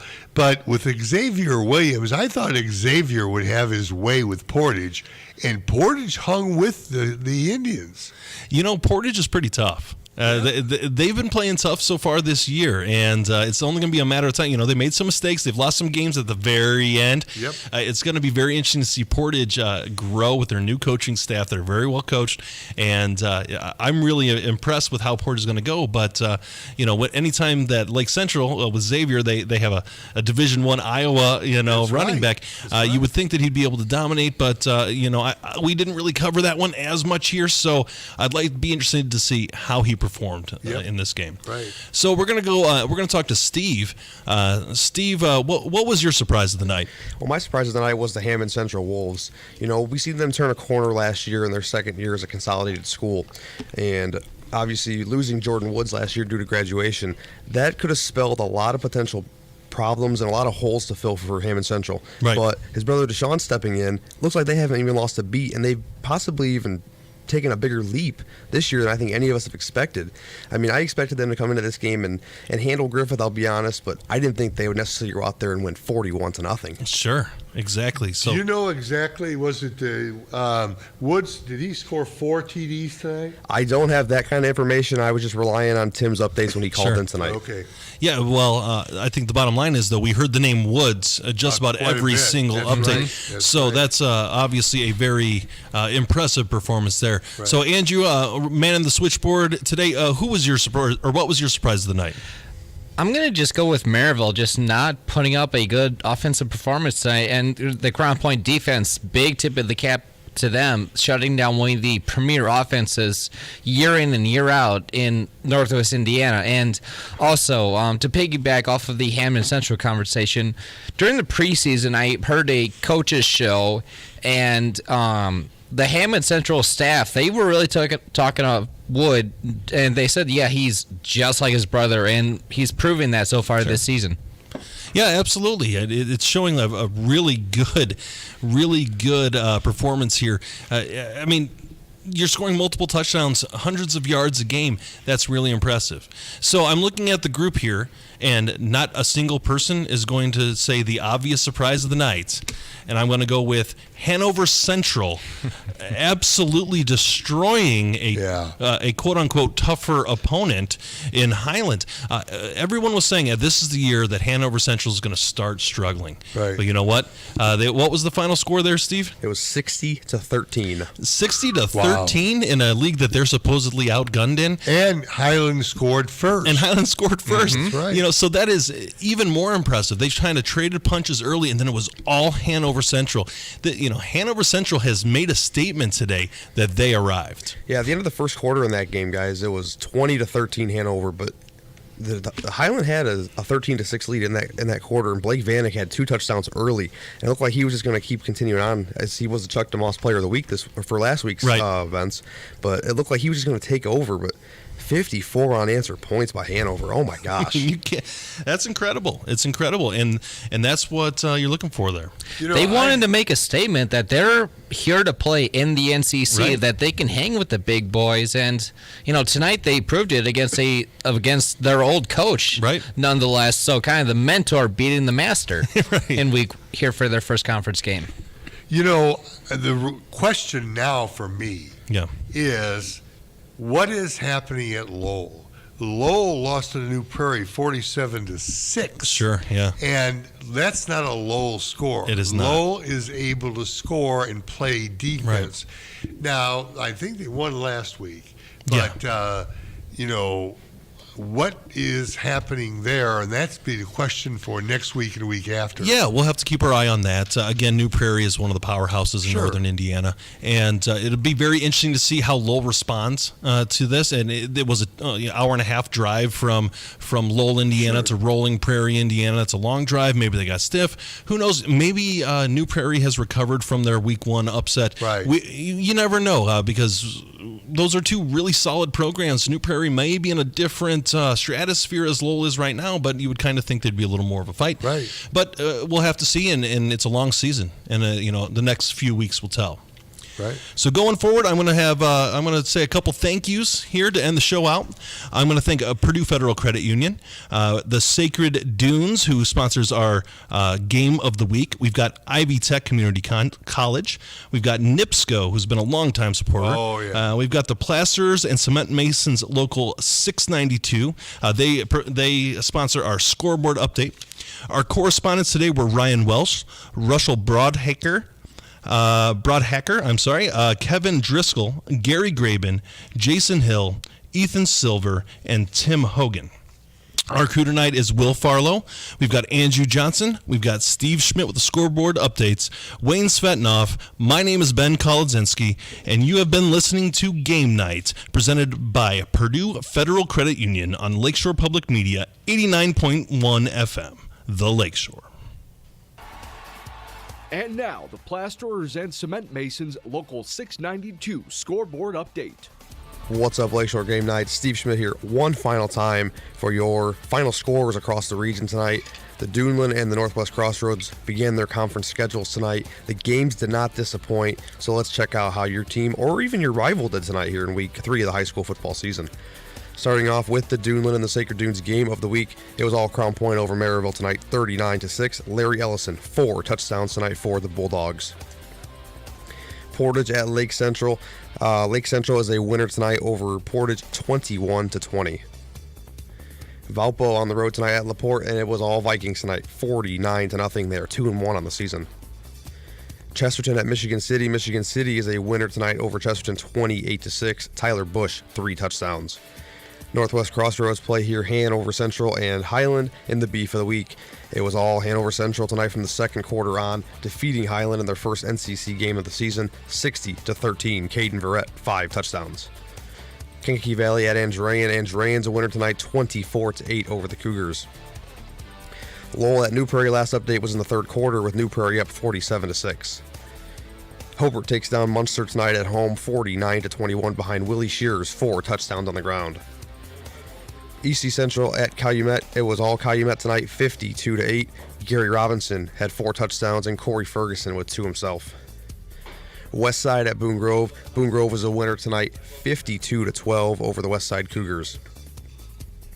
Bishop Knoll at Whiting. This one was a defensive battle back and forth, and Whiting comes out on top, 15-14. River Forest at Wheeler. River Forest is a winner tonight, 17-14 over the Bearcats. Chris Witt had a 23-yard field goal in the third quarter, and the Ingots had a big score late in that one to take the win. Hammond Central takes down Griffith tonight, 41-0. Elkhart on the road, or Elkhart at home against Morton is a winner tonight, 48-38. And Western takes down Rensselaer at home, 33-20. Well, what a week of high school football it's been here in week 3. Week 4 will be here before we know it. But until then, we'll talk to you next Friday night. For Lakeshore Game Night and Lakeshore Public Media, I'm Steve Schmidt.